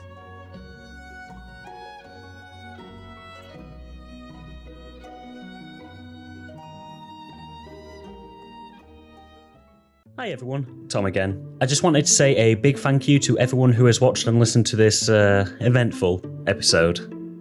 The Reaper, the Maelstrom, and the Thief is a homebrew Dungeons & Dragons campaign by RollCast. This episode is featured JB as Dix, Coogan as Gregor the Last, Gareth Ryan as Ezador Calderos, and Tom Crabbe as the DM. Intro, midpoint, and outro music were, as always, provided by JB. Editing and sound mixing was done by Tom Crabbe. Like always, I'd just like to thank the incredible generosity of the artists that we have used for the background scores and ambiences for this episode. I say this every episode, but the quality of the stuff that they put out is simply amazing, and to let smaller content creators like ourselves use them is incredibly generous of them. If you've liked the music in this episode, and you want to use them in your own sessions or even just to listen to them outside of D&D, the full links are in the description. And of course, special thanks goes to Alexander Nakarada, Kevin MacLeod, Michael Ghelfi Studios, Scott Buckley, Survival Spheres, the Ambience channel, and the 7th Midnight. RollCast is on Facebook, X, and YouTube. You can find us on them using the handle @CastThatRoll. So if you've watched this on YouTube and you like what we do, why not like the video and drop us a sub? It apparently helps with an algorithm or two. We've also got all of our previous episodes up in our Season 1 playlist, so again, why not go through it, catch up, and give them a like as well. Our social media profiles have information about upcoming episodes, clips from the latest episode, and just us really interacting with the larger D&D and podcasting communities as a whole. So look for us out there. Again, you can find us on Facebook, X, and YouTube, all on the handle @CastThatRoll. Don't want to watch but still want to listen? We've got your back. Look for RollCast on Spotify, Amazon Music, Podbean, Good Pods, and all other podcast platforms. Or, alternatively, why not add our RSS feed so you never miss an episode? If you have listened to this using your favourite podcasting app, why not drop us a review? It really does help, and it also lets us know what to improve for future episodes. Thank you again to everyone who has watched or listened to this one. Strangely enough, when I planned the festival, I didn't quite envision having to make up a dance battle on the fly, but I guess that's just D&D for you. Our next session drops on the 25th of October, and who knows, maybe in episode 23, Amrius might be able to shed some light on everything that's been unfolding. But if you want to find that out, join us next time. Until then though, keep safe, and we'll see you next time at the table.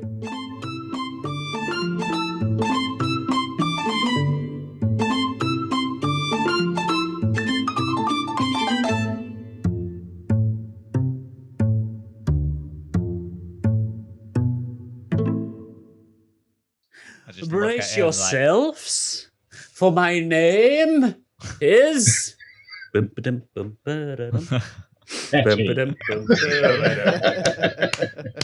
Also, I was going to read out this entire fucking long name, but a lot of it's Adolf, Blaine, Charles, David, Earl, Frederick, Geralt, Hubert, Ivan, Irvin, John, Kenneth, Lloyd, Martin, Nero, Oliver, Paul, Clancy, Quincy, Randolph, Sherman, Thomas, Uncas, Victor, William, Xerxes, Yancey, Zeus. This is where it gets interesting. Wolfisch, Gexlen, Steinen, Hausen, Berghofen, Welkes, Worten, Alten, Wagen, Wissen, Haferschaffen, Wessenschaffen, Warren, Wolgen, Flöpen, Uns, Offengalsen, Fleiken, Tebe, Schusten, Wogen, Greigen, Funden, Reghauben, Greiger, Fein, De Welche, Warrend, Altsens, Würfend, Hunters, Aussens, Jarl, Fonses, Edith, Irsch, Schreiner, Wonde, Storchens, Kästen, Erdes, Menschen, Skarten, Offen, Schiffgen, Skarten, Muten, Geinsen, Skirten, Unsens, Sieben, Nieren, Diesen, Electric, Motor, Skirten, Sprouts, Lichten, Storsen, Seinens, Rundworten, Kraftes, Static, Riesen, Lange, Fartis, Wisten, Saten, Stristen, Martin, Grambund, Consent, Fonsen, Skülchen, Susken, Nachen, Basen, Schrachten, Dörfern, Stirnen, Welten, Genfen, Habze, Wohnt, Bad, Planeten, Skröskend, Seated, Darfen, Heinen, sich Kundend, Wolf, Hindes, Nür, Rassen, Worten, Stand, Dick, Menken, Stieklet, Strictest Lichten, Keint, Konzert fort, Planten, Fürsten, Unten, Seten, Freunden, Nahlen, Blögen, Sladring, Licht, Freude, Unten, Heimlich, nicht, Kleinten, Fürcht, Wogten, Greifen, Worten, Anten, Intelligenten, Stoff, Wort, Hins, Fischwen, Smanken, Starten, Grampf. Senior.